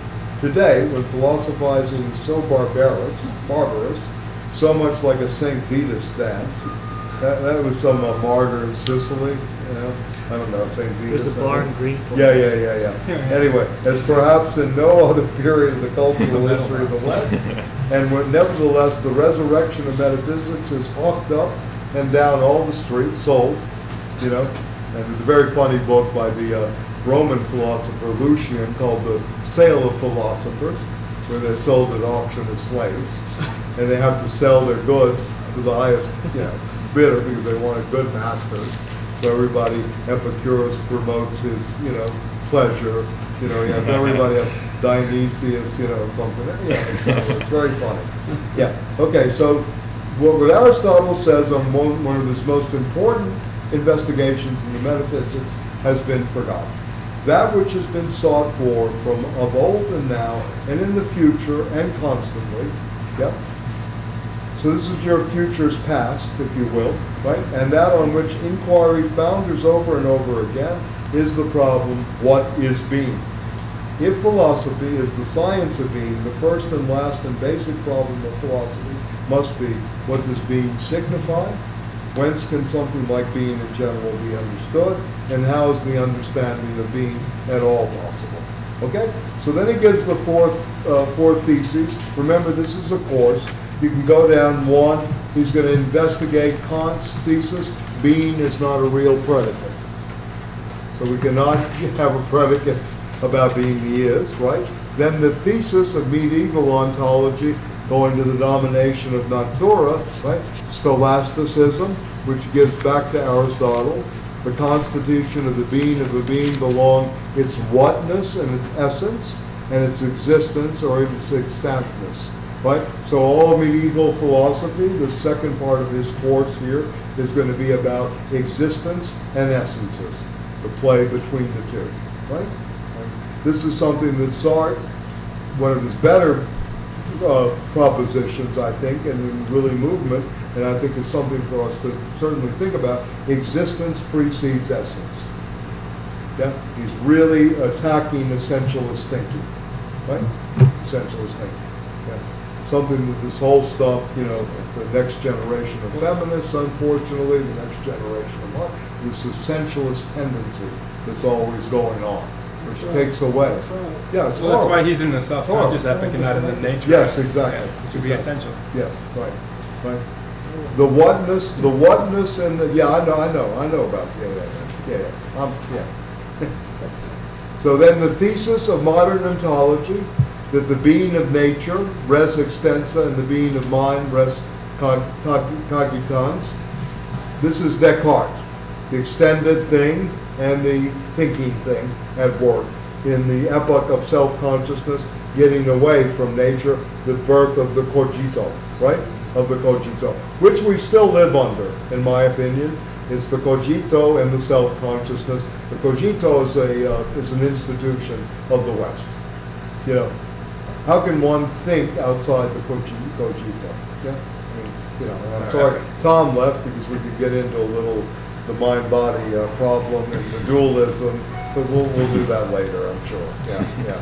So, and then the thesis of logic in the broadest sense, which is very interesting. Every being, regardless of the particular way of being, can be addressed and talked about by the by means of the is, the being of the copula. This is where Derrida argues with Heidegger. Piece you're talking. Philosophy before linguistics? In voice and phenomena, and That's also true. in dilegrammatology. Right.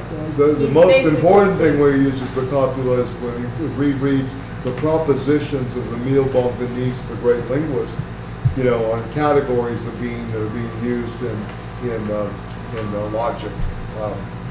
In linguistics, and he talks philosophy before the copula.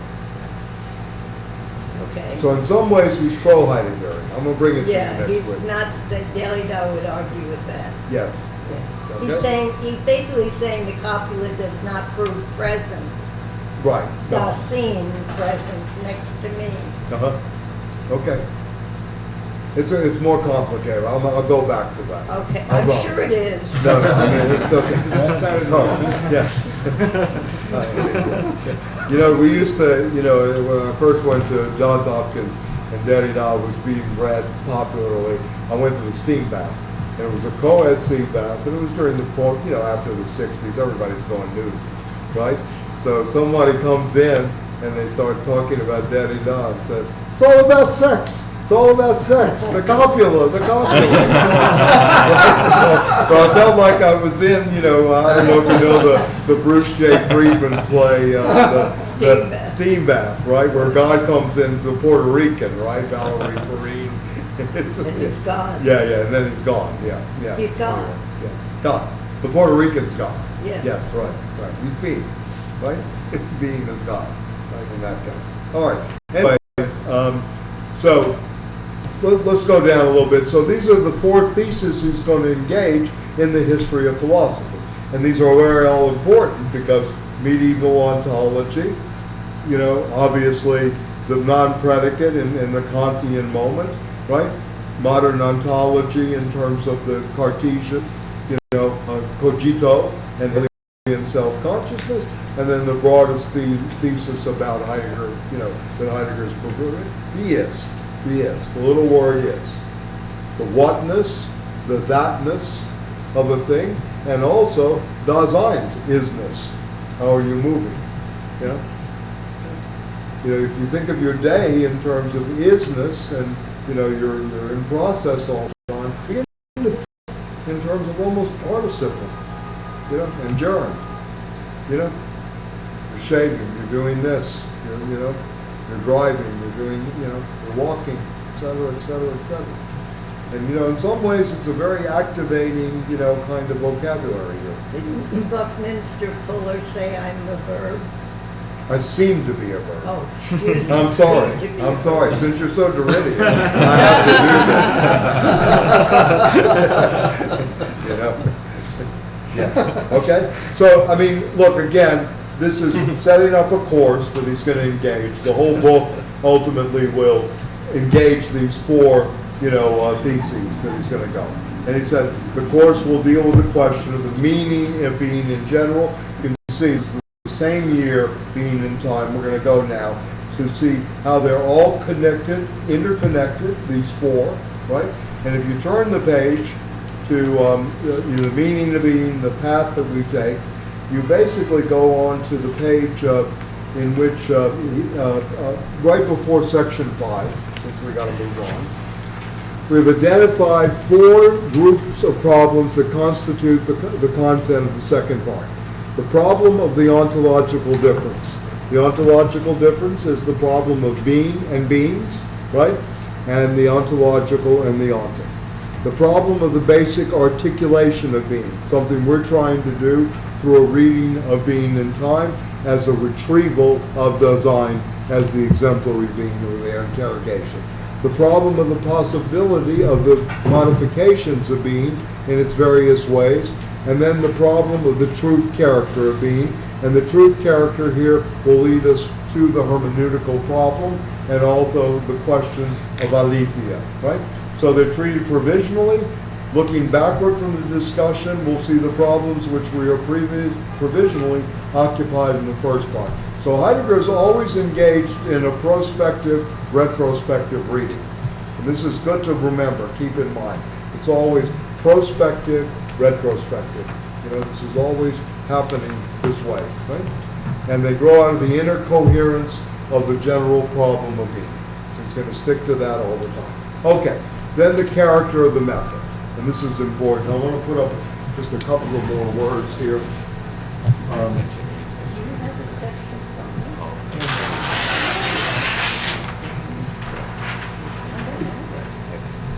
But that's going You sent it to me in an email. right? I sent out an email 3 times. That's how I got it, Jim. From you. Yeah, I sent it out an email. What's that? Beautiful. We talked about it. Light.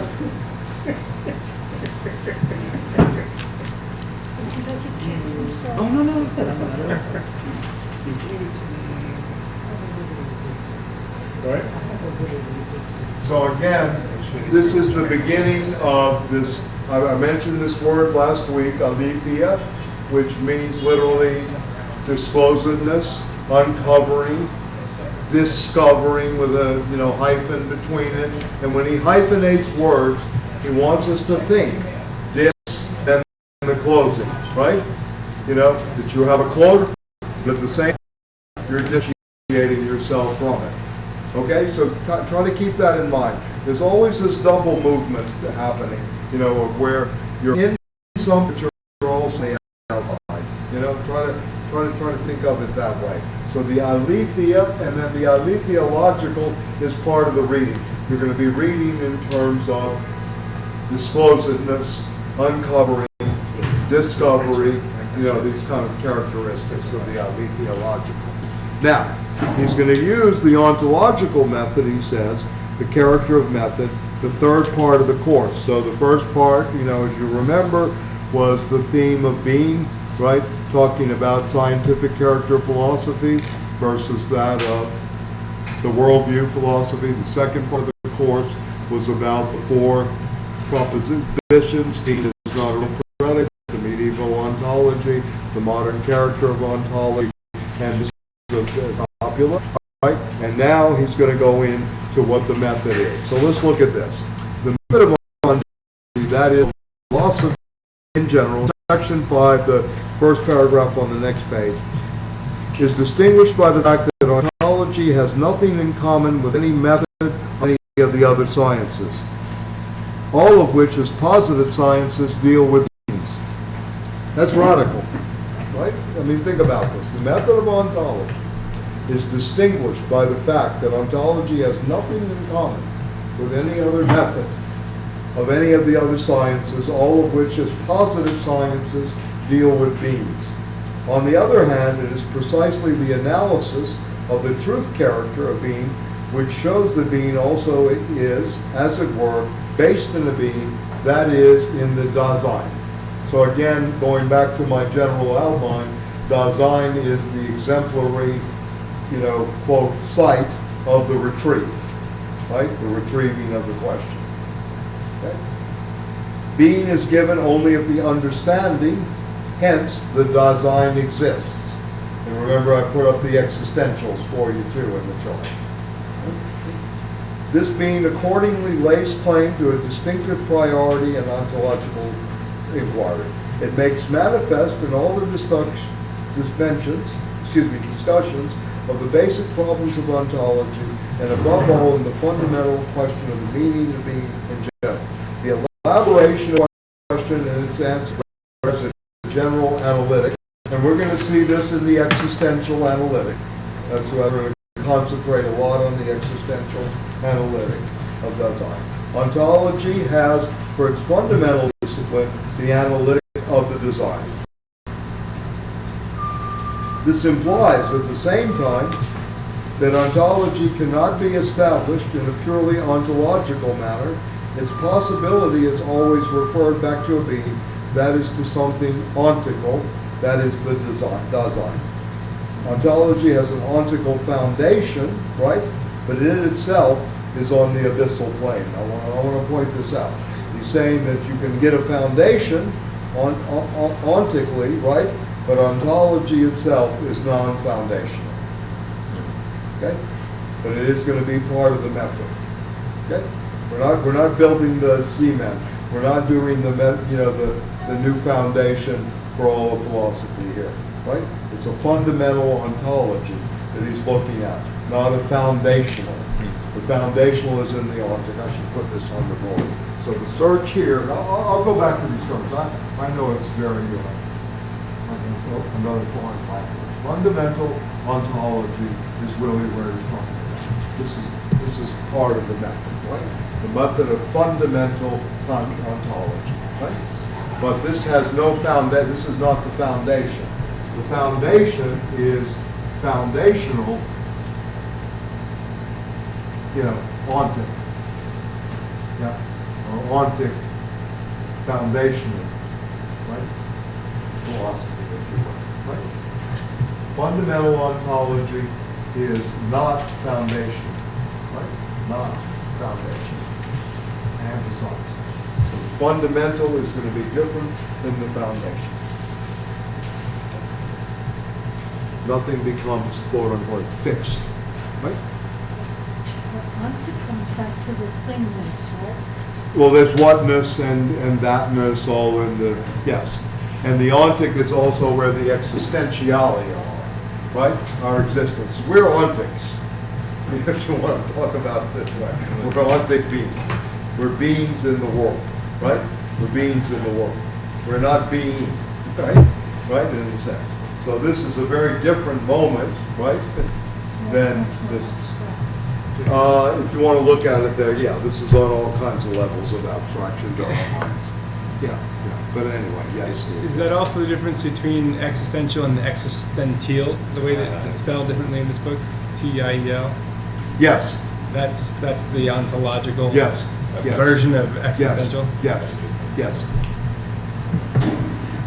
Yes, he was very careful when he did this. I'd never seen that word in English spelled that way. No, we have these problems of translation, But teal is a German word.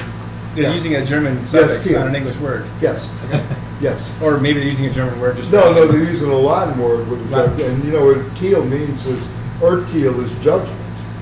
Okay. Yeah, it's judgment, right? Yeah, and judgment comes from the word, separation. You cannot have teal literally means to separate out, judgment. So we'll go over this, but first let's just get the way he operates, and we'll go further into it. Anyway, ontology has an ontical foundation, a fact which is manifest over and over again in the history of philosophy. For example, it is expressed as early as Aristotle's dictum that the first science, the science of being, is theology. So now you're going to see the onto-theological network. Right? He's going to break up the onto, the theo, and the logical. Right? He's going to try that. As the work of the freedom of the human design, the possibilities and destinies of philosophy are bound up with man's existence and thus with temporality and historicality. And this is interesting when he uses not mode of production, did Nori still here? The temporality and historicality, right? That's man's existence under the horizon always of time, and historicality, not history, right? Not histoire, or just, but historicality, and indeed a much more original sense than science, right? Than science, any other science.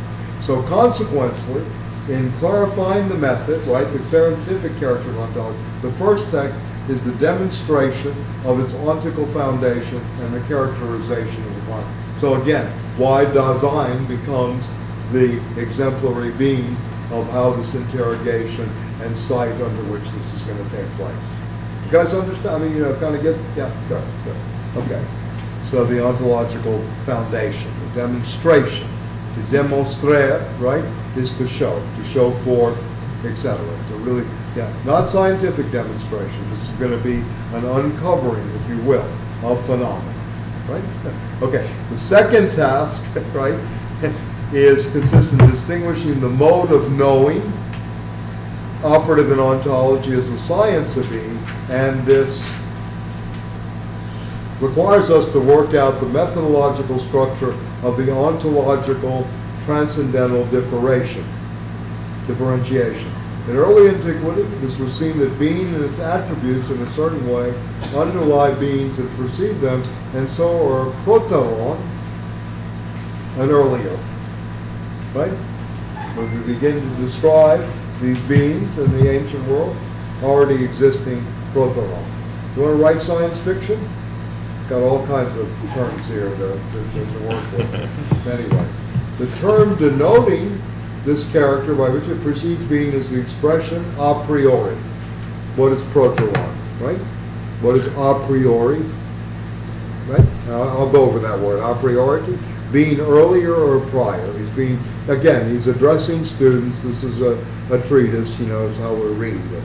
As a priori, being is earlier than beings. Right? The meaning of this a priori, the sense of the earlier and its possibility, has never been cleared up. So in some ways, being is going to be part of the a priori or the proteron. Right? The proteron. The question has not even been raised as to why the determinations of being and being itself have a character of priority and how much such priority is possible. To be earlier is a determination of time, that it came before, right? Yeah, etc. But it does not pertain to the temporal order of the time that we measure by the clock. Rather, it is an earlier that belongs to the, quote, inverted world that he's used earlier, the topsy-turvy, and defies common sense. I'm just going back to this. Therefore, this earlier, which characterizes being, is taken by the popular understanding to be the latter. Only the interpretation of being by way of temporality, and again, this is anticipating being as time, yeah, can make clear why and how this feature of being earlier, a priority, goes together with being. The a priori character of being and all the structures of being accordingly calls for a specific kind of approach and a way of apprehending being, a priori cognition. We must learn a priori. Okay? The basic components of a priori cognition learning constitute what we call phenomenology. So he's giving you a description of what does phenomenology do. It tries to show us learning, right, that happens a priori, right? How does this work? How do we, in terms of the Socratic method, the teacher is the maimudatician, the midwife between what is already a priori, right, in the subject, in order to midwife it, to bring it to bear to life. Or in Spanish they say to give light to. Yeah, and then to give light to. That's going to raise another question. We'll go back to Derrida on this too, the Augenblick, the light and the twinkle of an eye and this kind of stuff that happens in the cave. All right, rightly conceived, and it goes down, phenomenology is the method for the name for the method of ontology, that is of scientific philosophy. Again, he's playing with his master, paying homage. Philosophy is a rigorous science, Husserl, right? Scientific phenomenology. Rightly conceived, it is the concept of a method. So phenomenology is not, quote, a philosophy. It's a movement and it's a method, right? Yeah. It is therefore precluded from the start that phenomenology should pronounce or be esoteric or propositional about any theses about being which have specific content, right? So again, we're talking about, how do you bring form there, out, right? Under time, right? How do you do this, right? We're not dealing with time. Thus adopting a so-called standpoint. Should not enter into detail, said my work, he criticizes his people, Catholic phenomenology, he goes through Aquinas in this piece. Philosophy as a science of being is fundamentally distinct from any other science, right? Yeah? The distinction in method between, say, mathematics and classical philology is not as great between mathematics and philosophy, or between philology and philosophy. The breadth of the difference between philosophy and the positive sciences to which mathematics and philology belong cannot be estimated quantitatively. In ontology, being is supposed to be grasped and comprehended conceptually by way of the phenomenological method. In connection which we may observe, while phenomenology certainly arouses lively interest today, but it seeks and aims as was already vigorously pursued in Western philosophy from the very beginning. So he's going to go back. Yeah. Can you put that simply? What is he actually trying to communicate? Because I don't get it. Well, again, he's trying to set up philosophy as the rigorous science and then show that the rest of the disciplines are domains. They become regional. So something like this. So he's saying it's fundamental. He's saying philosophy is great. Right. Fundamental. Right. So you have ontology, right? You have ontology, and then you have regions. Regions. Regions. Parochial stuff. Ontological regions. Right? But also ontic regions that happen. So, yes, again, biology, the biological question, you go through this. I don't know if we read this for today. I think it's in the section about biology, is biological. It's the it's ontic not, yeah, it's an ontic. It's a domain. It's a discipline, a regional discipline. And he gets this from Descartes in some ways. He has his own system of this because the problem is how the disciplines are formed. right?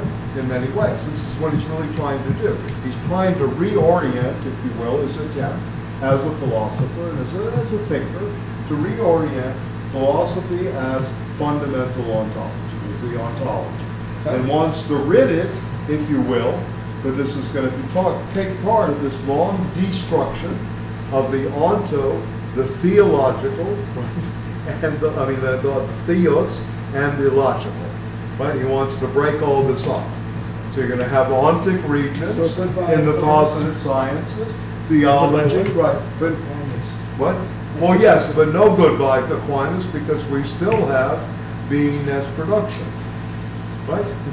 Yeah, we have being as production. You know, Aquinas talks about being as production as an ontology well before Marx in the mode of productions. Yeah, that was interesting. You know, I mean, this is one of the reasons Benjamin is very clever, you know, about historical materialism and the thesis on the philosophy of history. I don't know if you know that historical materialism is always supposed to win in the chess game.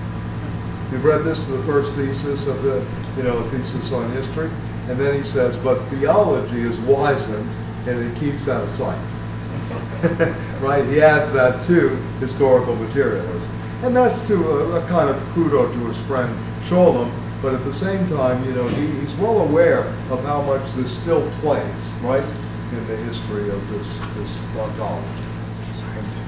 And yes, obviously Heidegger, who's, lives in the Black Forest, builds his own house, is a provincial in many ways. It's not a cosmopolitan. He's not in the cafe. Yeah, he's not in the cafes in Heidelberg, hanging out with German jazz musicians, and blowing the sax, and singing time after time. But anyway, but at another level, yes, he's thinking through, again, trying to grasp this, the foundational of which all the other disciplines are positive sciences or regional ontology that deal with ontic concerns. So it's really the recapturing of ontology that is the stake here, because you have to have the study of being. Yes, first. Why does he throw out metaphysics and epistemology? Well, he doesn't throw them out. He just doesn't consider them to be at the level of the ontology. So ontology is the basis for all other philosophies. Is the fundamental, right? That philosophy itself, beyond scientific philosophy, beyond metaphysics, the epistemological questions are then dealt mostly with the positive sciences. I wish Tom was still here, and even Stanley. We could have a very good discussion about this on epistemes and epistemologies, problems of knowledge, theories of knowledge, etc. Right? And anyway, so these are, part of philosophy, but not ontology. Right? Seems like I think that it's because and this is the part that I find so interesting. That he claims that it seems so metaphysical, the way that it's presented as fundamental ontology being basically the same as phenomenology in the way he's framing it, but it's bound up with historicality and temporality so much that it can't be metaphysical. Right. That's kind of what seems so revolutionary about it. Yeah. That he's making his claim that this is like the ultimate everything, the fundamental to all essence, all being, all knowledge. If he hadn't lived in the forest and had lived in the city, he might have a different view. But he had people who sat in cafes who wrote phenomenological ontology at the Café du Magot in Paris, like Jean-Paul Sartre. But he's saying that he talks about the horizon, the temporal horizon. And he had a lot of very wealthy Jewish students, too, who went to his courses. These people like Marcuse and Arendt weren't like Jews without money, like Mike Gold wrote about in New York City, right? It seems like there's like his critique, like why would he do something like this? Maybe he's like, I always reduce everything to the liberal problem. Maybe he's because he's disgusted with liberalism and capitalism, right? He's an enemy of always is an enemy. He and Marx have one basic thing in common. They're both anti-capitalist to the core. So to the core. I mean, so his critique of capitalist society. Maybe Heidegger even more viciously in some ways. Maybe not as he's troubled by the loss of meaning of positivist regional sciences have created in the world that he lives in, where biology studies, cells, but they don't study why the cells are.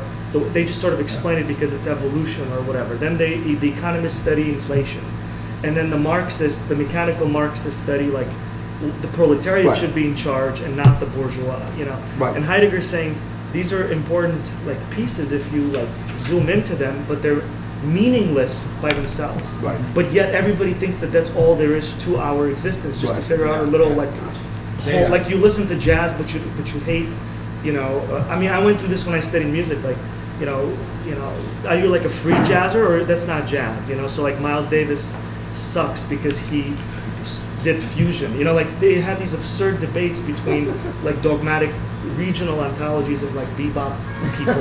You know, so it's like it's an attempt to create meaning in the meaninglessness that liberal society created. Basically, Right. that's what Right. he seems to be saying. And that's what Stiegler calls generalized stupidity of today, Yeah, right? Like yeah. we live in The this data meaningless realm. world. Yeah. So I think this is the importance of this Yes. attempt to create Heidegger would meaning. hate NPR. They So, never go get back to Chris's question just for a second. The metaphysics, the problem for Heidegger about metaphysics in Aristotle, it proceeds by principles, by arche. And again, he's trying to get to the more uncovered phenomena. You understand? I mean, so you can think through principles, which is a very, we're not even close to that, much less to what Heidegger wants us to do in the ontology. But the metaphysics is always on the arche, right? This is what the archaeology comes from. Listen, I read the existential analytic as an ontopathology. It's really a symptomatic reading of where we are in terms of inauthenticity, the flight, the verfallen, and all these things. So, I mean, if you want a new word, then kind of an ontopathology is really what's going on there. A new kind of, investigation of the symptoms of the 1920s that are still here 100 years later. Similar kind of, even worse, fragmentation, worse, dispersion, total loss of meaning, like meaning. AI. and all Right, these exactly, things, like exactly. the transfer into machine. Right, Like, right. So anyway, to go back to this, in some ways, part of the confrontation with ontology and metaphysics is to go back to quote unquote, again, the ontology as fundamental, right? Whereas, the metaphysics really try to attempt to go to ultimates, right? But not to quote unquote, the ultimate, if you will, right? Right? So you're arguing from the arche, right? Heidegger doesn't want, he'll flesh it out, obviously. He's 300 and something pages here, just in this book, but he's going to work, against this in some ways, right? Yeah. He said it's also changing All the time. Whereas Precarity, precarious principles, etc. Old philosophy professor of mine, Heideggerian, Schurman, the precariousness of praxis, being as acting in the world. That's another thing too. We can think of this at multiple levels, right? Being as time, being as acting, being as praxis. The Greeks, like Axelos in particular, Kastiaradis and another thing. I mean, I'm trying to write this out about Axelos and Kastiaradis. Axelos will take up the Heideggerian kind of pre-predicative, experiential. Again, this is a way of getting back to experience. This is another thing that we don't have, is really experience. We think we have experience, but we're not according to Heidegger, because we don't go, we don't fall enough. We don't know, how to fall. We only have experience. We have, yeah, exactly. That's a good way of putting it. Yeah, and there are German terms that separate out the surface experience versus that of the very deeply lived experience, which is connected Intensity. to the life world. Of course, intensity and all these things I too. was thinking- And how does, yeah, please. Verbs there are in some languages, verbs express intensity of duration. Yes. Or things like that. Would that be relevant for Could Heidegger? be, yes. I mean, he is really dealing with verbs here. I mean, this is not building, even though there's substantives always working, being is process. It's always active. Just like the German word, we talk about essentializing, and essentialism in this country, but the Wesen is an active thing. It's also becoming an essence, not especially that you've essentialized something. So the Wesen, of which presence, Anwesen, is what, Derrida is trying to take apart in the essay you mentioned about that. Okay. Does the This is a complete overthrow. I want you to get this. It's really a complete overthrow of what's going on in Germany in terms of the disciplines to kind of right the shipwreck, if you will. What he thinks is a shipwreck in terms of the privileging of the positive sciences. He made a comment about science does not think. Right? He said that about science. It does, but it does not think. And we must interrogate the being of the consciousness of science. This was an attack upon his ex-master, Husserl. Because Husserl is about consciousness and intentionality. There are many things here. I'm sorry. Go on. The question I have is it appropriate to think in terms of authentic and inauthentic? Or is that not? Well, we're going to get to that. I don't know if that's appropriate or appropriation means, again, you take it upon yourself, right? You appropriate something. The question is the jargon of authenticity an expropriating discourse in terms of the social, or you're going to read the ontic back to the ontological? And we can talk about this. I do want to talk about that, because I did mention one of the themes we would engage would be the politics of inauthenticity. Are we at that level right now? And what would that mean? I don't know if that's really a Heideggerian term. Yeah, I know. I know. Yeah. So let's finish with this, and then we can go on a little bit to the text. So, what's that? It's 6 o'clock already? Okay, I'm sorry. We're going to do 5 pages. We did 5 pages. Quarter of. 10 of. Why, you tired? You tired? Yeah. You had a long day. Stanley too. Huh? Okay. Well. All right. Well, listen. Why don't we do this? Let's go over just the last part of this real quickly, and then next week, please, and I'll stay focused completely on the introduction, going forward to pages 30, I think it's 34. 37. Okay, look at you guys. Good. All right. Have to be precise. The outline, yes, indeed. Yes. Good. And I'll do one more thing here. Let's just look at the thing. The second to maybe third to last page, second to the last page of the text, right?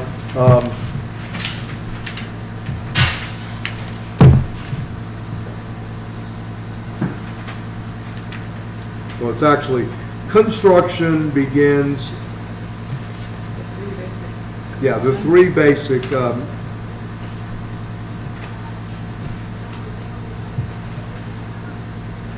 The basic phenomenological reduction. So this is described, just to point out, Husserl ideas towards a pure phenomenology and phenomenological philosophy, right, in which objects are constituted as correlatives of consciousness.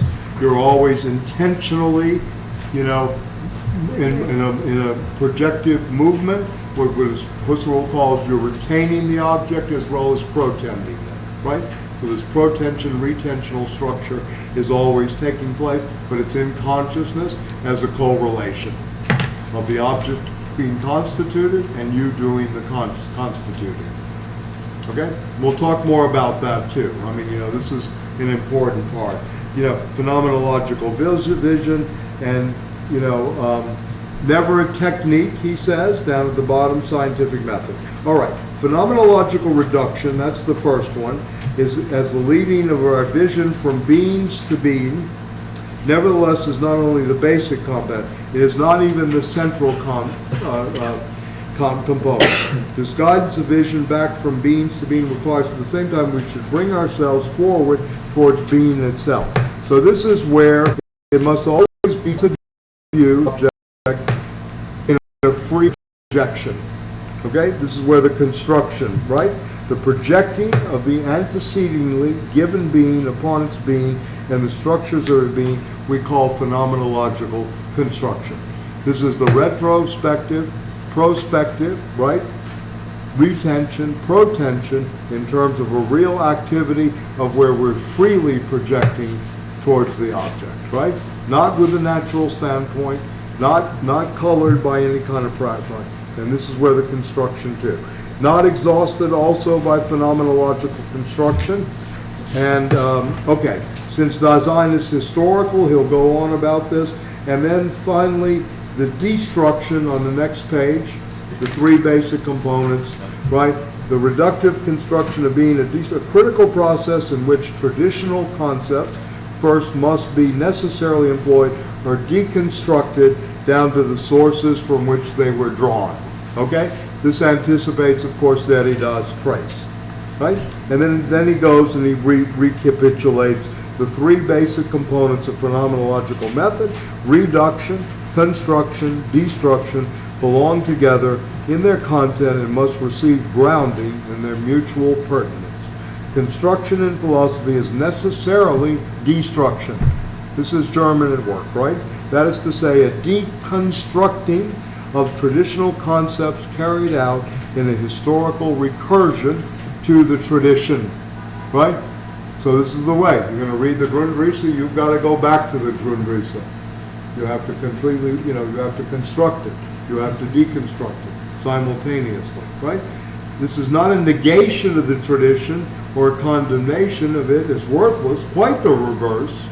What this really signifies, and this is the whole power of reading and really the power of temporality in my view, right, is a positive appropriation of tradition. So the destruction, right, the deconstructing is always a positive reappropriation, if you will, or appropriation. And he'll use this word as event later. Maybe we should do stuff like the event of reading, the event of, yeah, please. Is this where he gets accused of being a fascist? No, not here. No. No, this isn't fascistic. Okay. Yeah. It gets more fascistic. No, he's it's not a question of it really gets more fascistic in his fascistic. thinking, right? Not really the thinking. It's really the way he looks at how, the university's supposed to be reconfigured. He plays to the policies. I mean, if you're really interested in this, there are lectures in which, first of all, he'll say National Socialism represents the only, authentic account of man's encounter with planetary technology. It's the most authentic response as a political system. Now, he doesn't say Hitler, Himmler, and Goebbels, right, or whoever else. He says encounter with planetary technology. And this, of course, was a concern for him and Juncker, right, very much, and Carl Schmitt in a different way, but particularly Heidegger and Juncker, which is a very interesting combination. I mean, again, I really hope someone writes a good book about this, is that relationship of Heidegger to Juncker. I have all the letters, by the way, the correspondence, that I've been going over. But anyway, they're trying to think through, again, this, planetary, encounter with technology. And they're looking for a third way. They don't think if you change the state and the state becomes one that has its working principle equality is the way to go.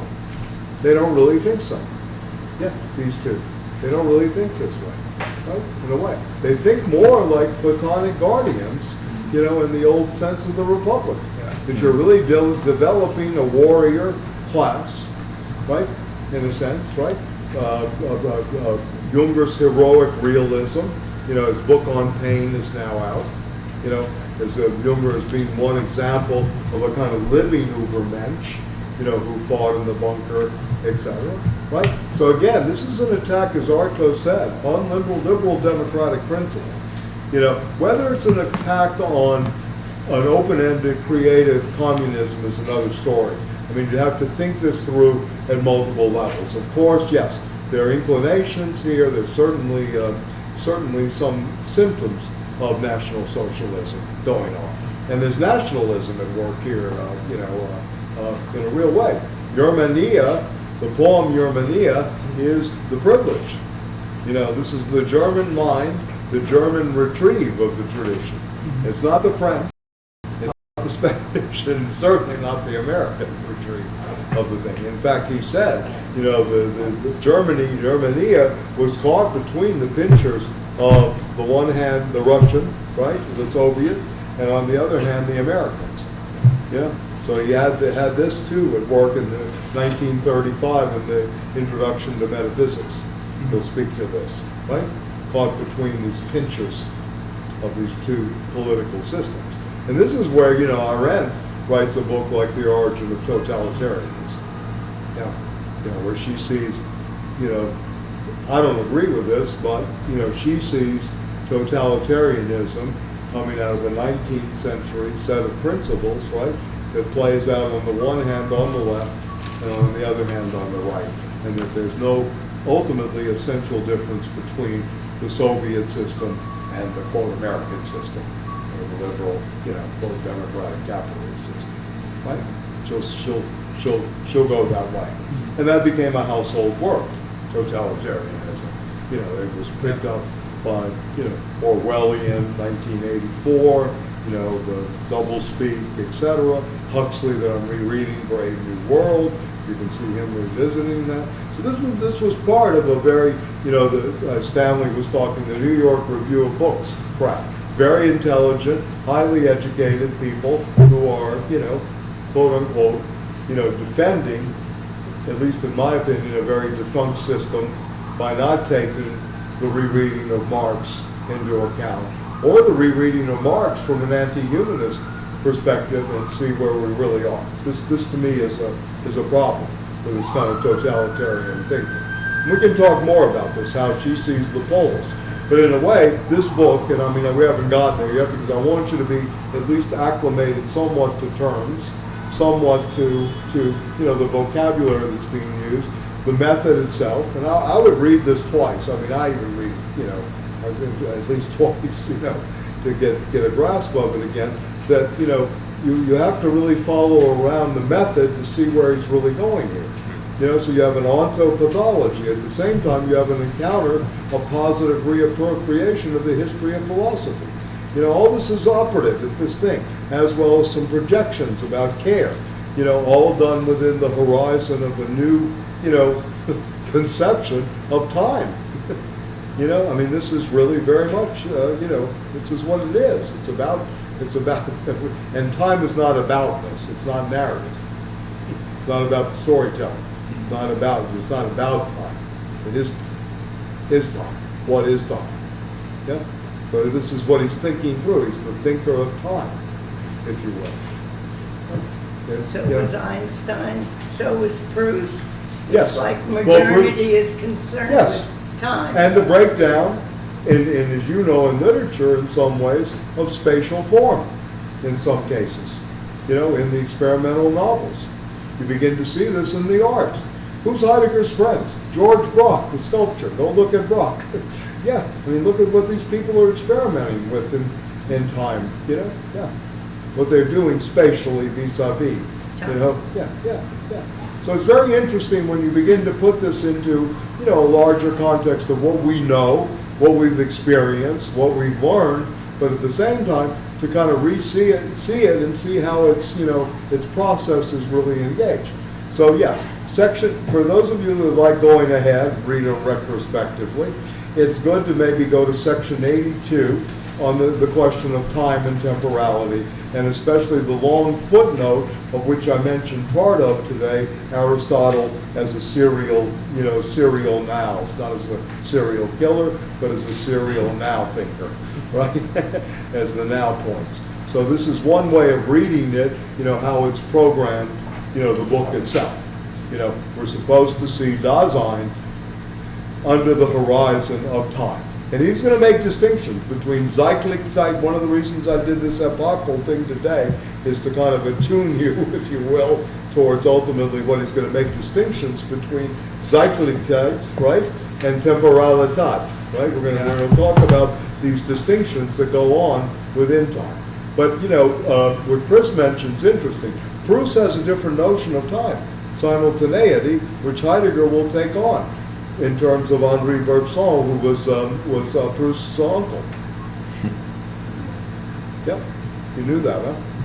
Henri Bergson is No, I Marcel didn't. Proust's uncle. Yeah. I didn't know. Yes, and basically what Bergson does, he reduces spaces equivalent to time. There's a collapse of the two. Yes, and so you'll see this at work too. So we'll go on this. You know, we can look again at a note and a note on being in time. I know some other pieces, but this is really what it's ultimately about. It's about this Dasein, who we are, their beingness, our orientation, our situatedness, right? Our directionality, the meaning we give to that directionality, our projects, all seen within the horizon of time. That's your existential analytic, right? And then the question is, what do we do foundationally? Care is at the foundation of all of this. That's the story on which this is built, is the story of care. Cura saw Earth, shaped it, and knew it had to be taken care of. It goes through the Latin legend of Cura, not a Greek legend of Cura, but a Latin version, right? Error? Cura, C-U-R-A, that's care, yeah, the mother of care. Yeah. Oh yeah, when care is about cure, right? yeah. So another thing I want to mention too, he's also trying to get us into this position, and this is one thing you can think about, and this used to be a criticism of Marxism in philosophy, or the Marxists in the philosophy department. They have taken out Aristotle's crucial concept, what does it mean to wonder, thamatazain, which is an essential characteristic to be in wonderment, or amazement, or astonishment before things, right, in some ways. To have that kind of naivete, but at the same time this wondrous thing that gives you a new kind of level of theoretical curiosity, if you will. So he's always talking about this is where Aristotle begins the metaphysics. Yeah. So the book. Sorry. I got to find the bar and see if I'm winning or losing. Yeah. Anyway, I mean, we'll get. Listen. I know. It's very dense to say the least. It's very hard. I'll try my best to map it out. But if you go with somewhat this, I think you're going to begin to see it unfolding. In a way that you have world, care, and self always interplaying as triads throughout this. That you have the existentialia, right, playing out as Dasein, the ready-to-handedness. This is object. Today we were talking about object. This isn't so simple. In German, you have an object which can be dominated, which you throw against. The word for object in Latin is abecchio. It means you throw yourself at something. You dominate objects. This is where the whole strategy of domination came from. And Heidegger's well aware of this.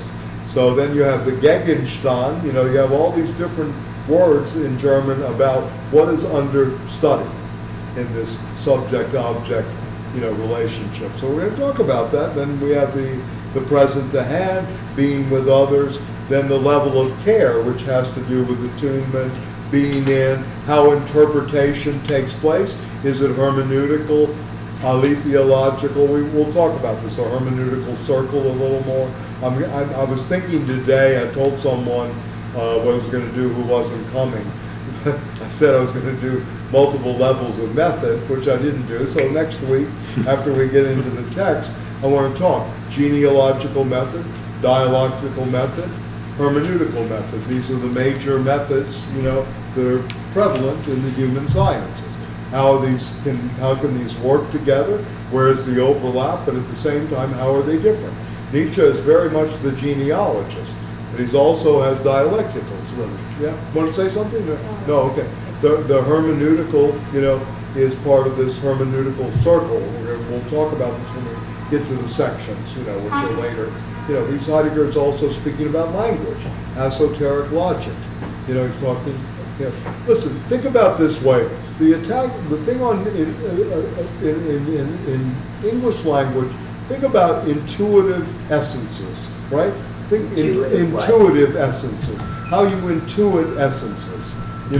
How do you intuit things? He's trying to get to that, but maybe even earlier than that. Right? Right. Well, I was right. Yeah. Yeah, that's good. See, that's where wonder begins. Wow. Yeah. So anyway, so yeah, study that, and I gave you at least the first two. So we'll go directly to try to see how these method is working in the first section. Again, the whole book. I want to emphasize this. Sorry, John. The whole book is based on this first page here. For manifestly, you have been long aware of what you mean when you use the expression being. We, however, who used to think we understood, have now become perplexed, bewildered, or confused. And as Ezra Pound once said, confusion is the source of renewal. Another fascist, but anyway. But a very smart and good poet, very creative, in a way. So do we have a mandate? And we'll talk about this. You know, why pose the question to begin with? You know, what does it mean? You know, the question. Where's the meaning? You know, and how are we going to go about looking at this whole framework, right?